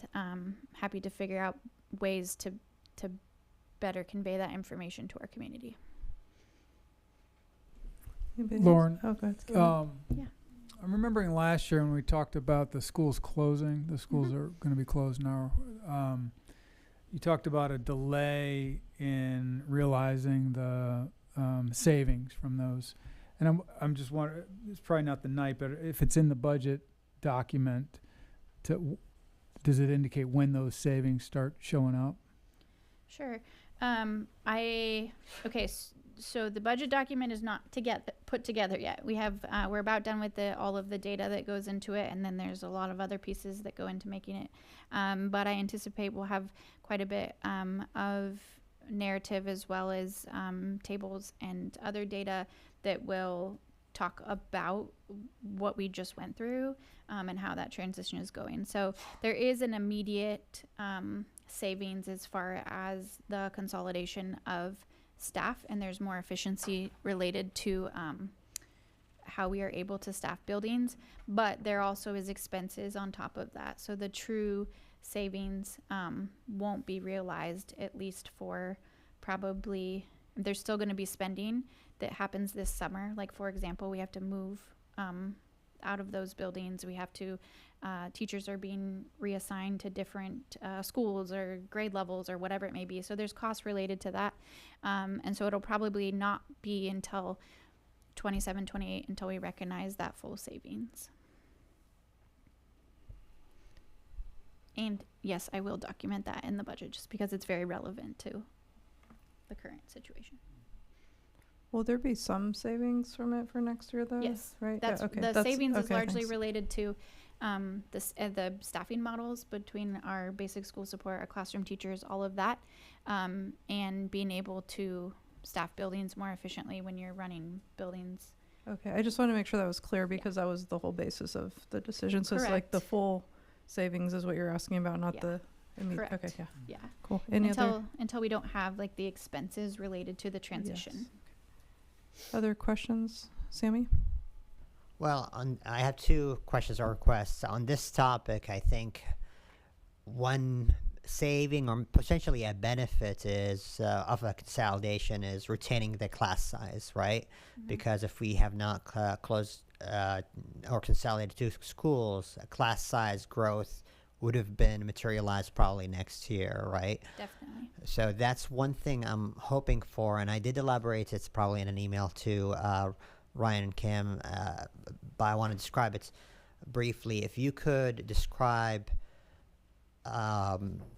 sometime later the benefits and the drawbacks of cost-saving measures such as consolidation as one solution, furloughs, instructional time as another solution, and also limitations of it given the executive order.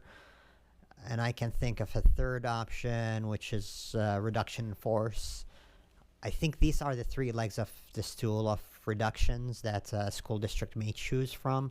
One or a combination of consolidation, reduction in instructional time furloughs, or reduction in forced layoffs. I'm not sure if there's a fourth one. Just a description of what are the drawbacks on students and what are the benefits of them.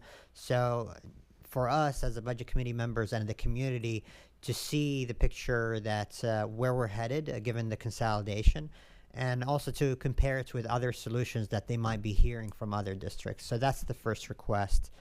I just have questions about that because I'm not sure how that relates to the budget. We've already consolidated, so we are not weighing those as additional options. So I'm just thinking about the scope of what this committee does. If I'm off base there, that's okay. I don't know what value that will bring to the discussion about the budget. I'm happy if people have questions about that, just as like as a member of the community to talk about that in a different forum, but I'm not sure how that would inform the budget we'll bring forward. It's very fair. I think the rationale behind it from a budgetary point of view is some folks will see other districts engaging in other solutions, and we already engaged in a solution, and this budget is working on an assumption of the solution we engaged in, and for them to see the value that this one is more likely to deliver on our goals compared to the other ones, if that makes sense. But I totally understand if this is out of scope. So what I'd like to say is I think those three scenarios you gave are probably the three that are most comprehensive. Reduction in school days is no longer, nor would we want to, but no longer a viable option based on the EO that came out last week from the governor. Reduction in force is something that you have seen us do over the last 3 years. We cut 8 million, we cut 3 million, 4 million. We were on the verge of cutting 3 million, on the verge of cutting another 4 million. And so we've had many constituents come to these meetings asking for us to maintain programs. So you've experienced that and lived through it. What we're at right now with the consolidation is we are looking at bringing programs back in this budget. As an example, elementary school students would have 2 days of PE, a day of music, a day of art, all with licensed teachers, a day of STEAM, as well as having our libraries reopen. So in summary, one option's now off the table. The other option you've experienced with reductions in force, and what you'll see is a budget that's brought forward with program enhancements rather than reductions. Awesome. Thank you. Did you have any? I thought you said you had two. Yes, thank you. So the second one is something we saw in the past, especially in years of growth where there's additional funds or FTE, and you shared in the budget document, these are the investments that align with the strategic goals. I think it's also beneficial in a year where retaining some FTEs or retaining some programs or reviving some programs to uplift those in the budget documents and relate them to how they speak to the school board goals. Just like what Ryan just mentioned, I think it would be really worthy to uplift those and say, here are the school board goals that speak to those. I'm planning to highlight that through the process. Wonderful, thanks. Other questions? Just one second, Chris, because you got to mention the other ones. Okay, go ahead. I just want to piggyback on Sammy's. It reminds me of, like, I think it was 2020 or 2021 when we first applied for student investment account money through the Student Success Act. We had to fill out an application with data-driven reasons why we're going to do stuff. And I think we picked like K3 class size for reading, access to music, access to art. And then at some point, a few years later, we decided to move that funding away from those targeted goals to other things. And we don't itemize our SSA, student investment account funding, in our budget, or we haven't in the previous years. And I just checked, and so, like Bend, they show what FTEs are being used for that, SIA money. McMinnville combines it into like a total of at least the 1,000, 2,000, 3,000, 4,000 line items. Philomath actually does a full audit of every single dollar spent into every single line Ours item. is in the budget. We do the too. same thing. Yeah, For it's the in student the budget investment too. account? Yes, you It's can a- look online. Yeah, You can it's look all online. posted We have to online as- report it. It's yeah. it's an ODE What requirement. part of the budget is it in? It's not in the budget. It's in a special. What's It the is in the button? budget. It is in the budget too. Yeah, Sorry, it's on in our the budget website too. because that's also a requirement for all of that to be there. It's also, we also include the, I would say it's not really a standalone item anymore because it's now shifted from ODE to being student investment account to integrated guidance, which includes a layer of state grants. So the early literacy, SIA, high school CTE, success, high school success. and so that's all combined, but we do report on it. Yeah. I may have made a mistake. I did a Control F, on the budget, 280-page document, and I tried to find student investment account, just like these others, districts show it, and I couldn't find it listed like that in an itemized layout. So I guess if it's going to be in there this year, fantastic. I would love personally to see how we're spending that $6.7 million, because it's so much money that I feel it could really help the K3 reading and these programs that we really care about. And I think when we talked a couple years ago, we weren't using it for those things. So I would love to see that itemization in the budget. I think it would really help, again, with the transparency and the communication with the community of knowing where that's going in a very clear way that we're proud of. Sure. I'm proud of what we do with it, and because I've been budgeting it for the last several years, and you can look online and see narrative of how it's been used. You can see budget items and FTE and programs that it's paid for. So anyone can find that online. Chris, I was going to let you know that they also do reports on it, and they change if they change the name, it's going to change it in our docs too. Because so I'm so sorry. I've tried to find most documents on the board. I would suggest, since this is like the orientation, I understand you want it in there, but if it already exists, that maybe you can email Melissa and. I was just going to say it might be valuable for all of us to have that. So if Yeah. you could share it with the group, or if it's okay, perfect. I was just to say, if you can email her and request it for us, that would be helpful instead of doing it right now. And just a reminder, when the chair is facilitating, to help move the conversation along. If I'm talking, it's helpful to let me finish what I'm saying. It would be appreciated. Any other comments or questions before I ask a couple of mine? Okay. So the question I had was on when you were talking about the decline, the 1.4% decline of birth rates way back there. Okay. Yes. See, I wrote them in order. Yep. I just needed context for what we were talking about. Oh, you're like, which percent? Which percent? Lou? That decline, Mhm. and you said that the migration in will have to increase to keep up with that. However, I've been seeing online that the migration into Oregon is has been trending lower than migration out of Oregon for population, right? So I don't know how that would. I don't think that would be realistic for us to rely on, right? No. And so in the report that was published by the state economic department, they were not suggesting that migration is going to solve the problem. Okay. It was saying that because of the different in our the changes in our age and the demographics of our population now, the only thing that may impact that is migration, which couldn't impact it negatively. That 1.4 could go to 2.3, you know, if we have more people moving out of the state. So it would have to be a positive net change in migration is what they're suggesting, that would counteract that Okay. change. Thanks for clarifying that. I was like, I don't think that's reliable, but just wanted to make sure that Yes, I was wasn't reading all- suggesting that we were going to see that based on what I read in the report. That was just, I found it to be interesting, like about the aging demographics and like that, how that all happens. Okay. And then when you had the student numbers, that chart up in the beginning too with the with the student enrollment estimates for all the schools, I wanted to make sure it was clear to everybody on the committee and everybody watching online that that's an estimate, because you get the numbers and I know you're gonna go over that, but just so in case folks see that chart and think that's exactly how many students are gonna be in those schools, that we don't get that until October, correct?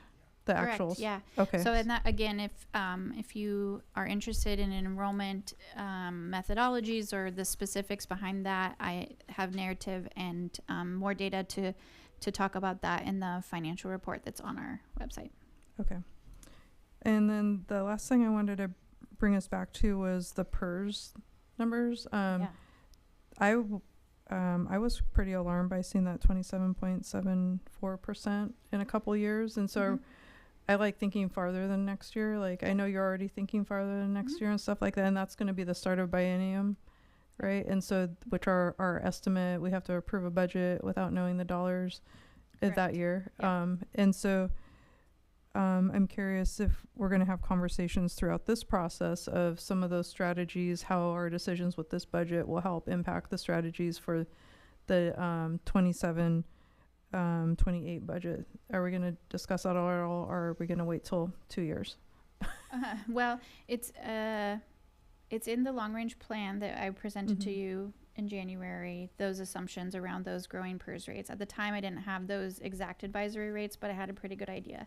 I would say is you could go down a whole rabbit hole on the people who work at PERS and how their actuarials, their methodology, they're generally really conservative and under project earnings on the funds. And so what we generally see is these advisory rates that are higher than what we get. But if we start planning with those, we know that then we end up with a little wiggle when we actually get there. So that's all part of the plan. I would say, just as the scope of the budget committee, it is relevant to this specific budget. Okay. So we're not talking about long-term budgeting here. In the budget document, there will be projections for 3 years out on several different tables to show how this all plays out down the road. And so it's like a yes and a no answer on that. That's fine. It's just one of those things. Yeah. Same with how I started asking about birth rates as soon as I got on the board, like 6 years ago. I know you love that topic. I have gotten more into it as I've gotten deeper into this work. But And so that's another one, because for folk that don't know why we have so much PERS is when the state shifted that to employers, like state employers, and did not help with finances to do so. So that makes it really difficult for any state agency or state funded budget. The other thing that I was going to mention is I didn't see a whole lot of in our presentation this evening about federal impacts. Are we going to talk about that during the next thing at all, or any projected federal? I know it's tough because it's really hard. The federal budget year starts October 1st, and so it's like, if you want to say that guessing on some of these revenues now for the state and local things is difficult. The federal level is even more so, because we're even farther out from them adopting, and we've also seen several government shutdowns and issues with funding things. The funding, what I can tell you just as a preliminary is I looked at our outside of general fund. We don't have much federal funds in general fund. And so I looked just in our special revenues fund, and last year I think we budgeted around 5.3 million. I'm not sure where our actual award, I didn't I didn't have time to look at where we're actually at on awarded dollars, but we budget around 5.3. This year's federal revenue budget and special revenues will be around 3.7. So it's a significant, they're talking about flat funding, but it's like, it's flat funding and it's still tied to a per student dollar amount, and also different, depending on what the grant is, different demographics. The change in how we deal with the poverty data, and how they're requiring us to change in how we certify kids and who qualifies under those certifications significantly impacts funds, because the bar is moved higher to qualify for specific around the poverty data. So yeah, it's significant, and most of that is outside of the general fund. I understand that part. The part I'm also concerned about is Medicaid, because people don't know how much that funds public education nationwide through reimbursements, and also the SNAP impacts. And so it's more than just education funding per se. Yes. It's all of these other federal programs that have been impacted that are also impacting. It all trickles down to the state, to the local level. And so those ones, like not being able to do reimbursements as people are removed from Medicaid and SNAP for some things, for example, were the things that I was thinking about, mostly based on the trip that that I had that scholarship for into DC. Yeah. And hearing about how much, had no idea how much of Medicaid funds public education. It's wild. We also receive funds from USDA specific to like our nutrition program, and so those we've already seen a decline. So the decline in funding from USDA is going to take away funds from that meal reimbursement program, which already we have to supplement our nutrition fund by at least $1 million usually, because the reimbursements that come in already don't pay for it. And it's supposed to, but if you can, feeding a kid breakfast for like $1.19 is not realistic at this point. And so some of those pieces, I think that as far as this budget cycle, the federal funding is always on the list to watch. I think right now we have a plan for how to deal with the reductions that we're expecting in this upcoming budget.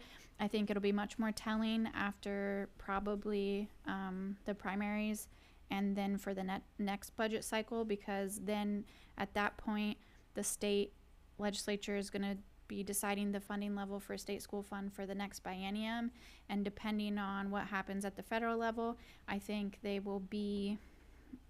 will impact how conservative they are with that allocation. And then we're also going to have to be battling the narrative around, well, there's less kids in the state of Oregon, you don't need as much money.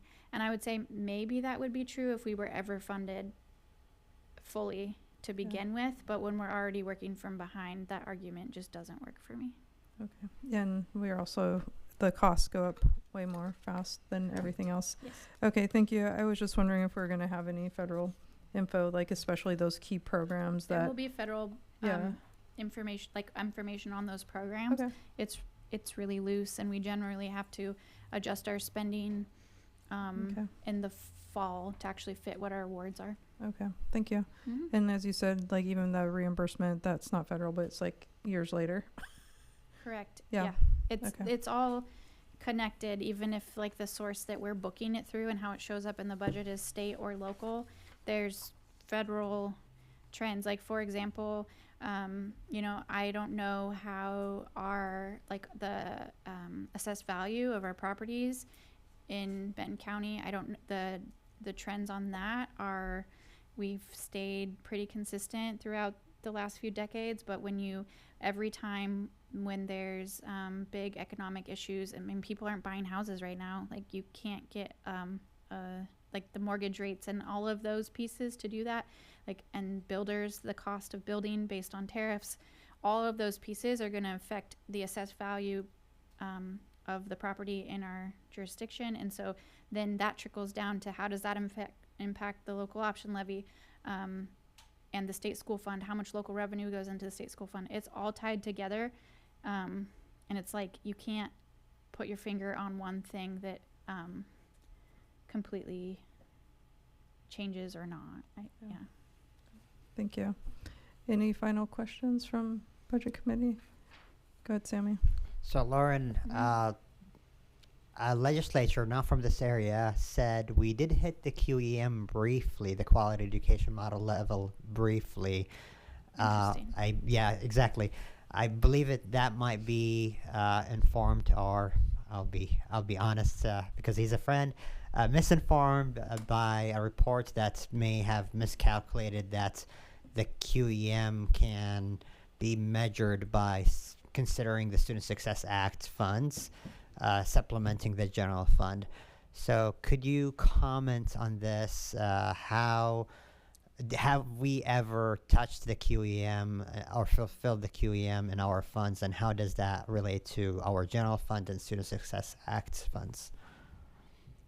Well, I think to answer that question is just straight opinion, so I'm not sure if I can answer that truly with like factual data.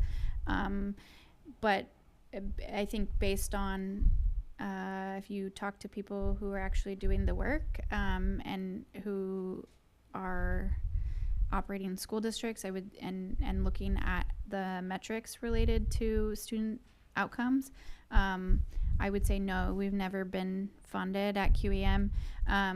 The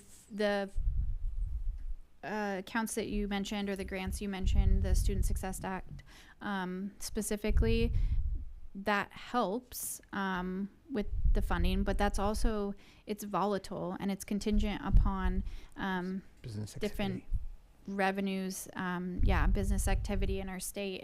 It's based on our structure. So if we can't count on funds consistently in order to keep up with all of the different pieces that we navigate, especially, I mean, and it's really expensive because 80% of our staff, or 80% of our budget is staff. And saying that, I'm not suggesting that we don't pay our staff at the level we pay them. Like, we have really good staff and we want to recognize that work and compensate them as such.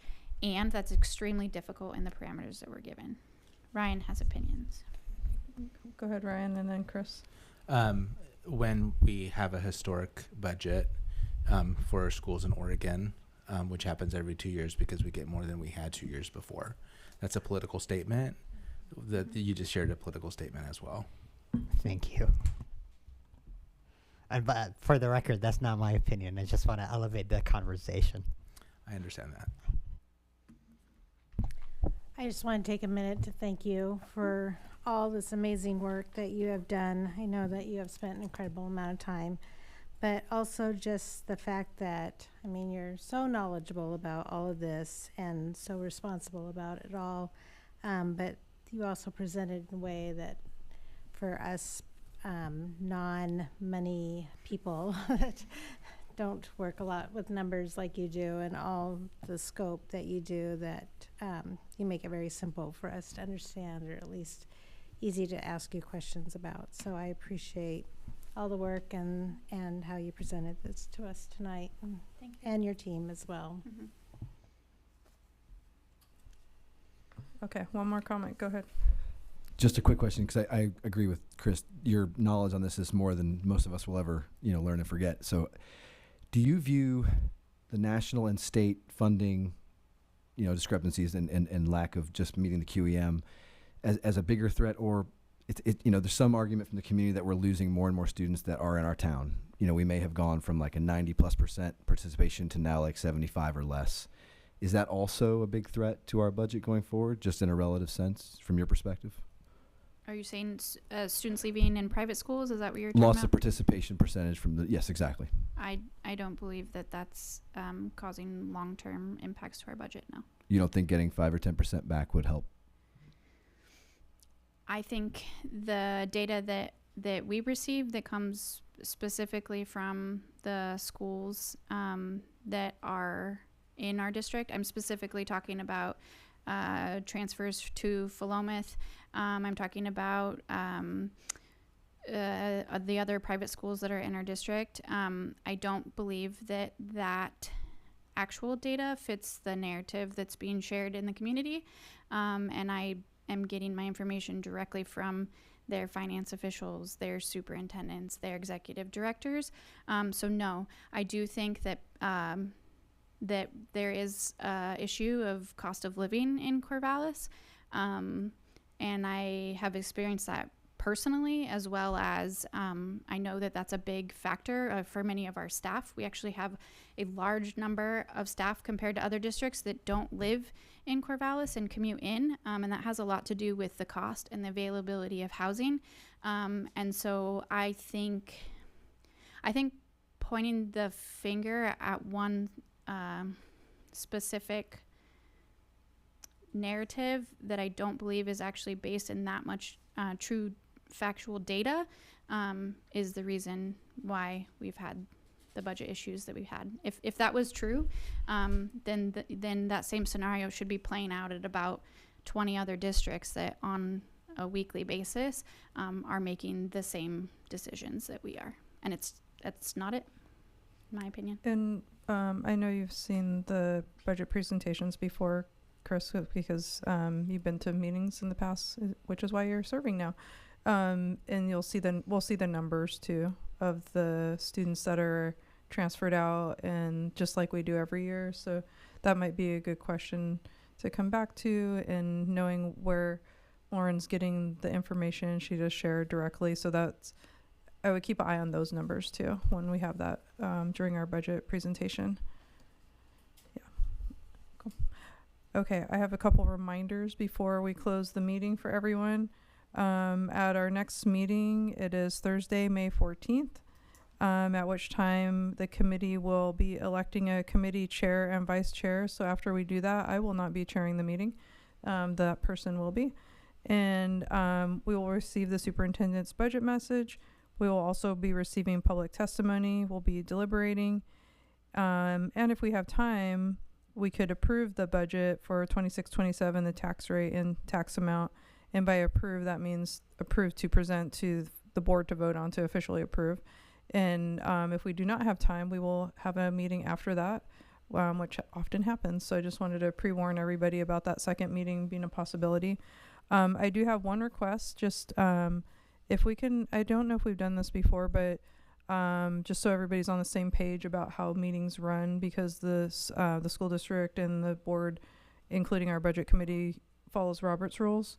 That way we can understand collectively how that happens, and following the board, whoever's chairing the meeting is the one who usually calls on folk. I was having Lauren do that because she was doing the presentation, but that way folk aren't unmuting random times and stuff like that. I just want to make sure we're all on the same page. Do we have anything, Kim, that we can send out to the budget committee on Robert's, how we run the meetings? Oh, it's right in front of us. Nice new placemat. I just didn't flip it over. Sorry. So I would recommend that we take a look at that too for the next one. Thanks. One request, just really quickly. If you are a person who would like paper and you want your budget document printed and you want to come pick it up, can you just do a little hand raise so I can get a count? I know it's a lot of paper and money, but some of us read them better on paper. So okay. Thank you for offering that, Lauren. I was going to ask, but I didn't want to be the only one asking. I should. Also, to clarify, the budget document will come out. Do you remember the date, Kim? The 8th, Friday the 8th. And so Kim will contact you that day when it's ready to pick up here at the district office if you're a paper copy. At the time when it's released, I will send an email that has a link to the PDF that's on our website, so you have it immediately, but your paper copy will be here for pickup until 3:30. If you want a paper copy, if you don't mind emailing me, I would appreciate it, so that because I saw hands, but I didn't see who all did it. Okay. And then I'll Email contact Kim. you. Yes, thank you. Okay. And that's the last item on the agenda. Oh, sorry. Go ahead, Therese. I don't think we talked about how we should submit questions for the, But once we get the budget document and we look through it and we have questions, can we send those in advance? Should we email them? Do you want us just to save them until the meeting? What would be what do you the, prefer, Lauren? The questions that you have in between when it's released and when we have the meeting on that Thursday need to be reserved for that budget meeting. That's the point in which we can open it up for you to submit your questions in writing via email. But between that meeting that is on a Thursday and then the next is a Wednesday, you can be emailing me questions, and then I will be producing answers for you every 12 to 24 hours. Okay, just so it's super clear for everybody on the budget committee, if you have questions once you get the document, thank you for asking that, Therese. Once you get the budget document, do not email them to Lauren. Write them down. Correct. And save them for the public meeting. And then if you have further questions after we have that public conversation, you can email questions. Yeah. But not until then. thank you. Yeah, just so it's reiterated. Thanks. Thanks. Okay. Now we can go ahead and adjourn at 9:06 p.m. Thanks, everyone.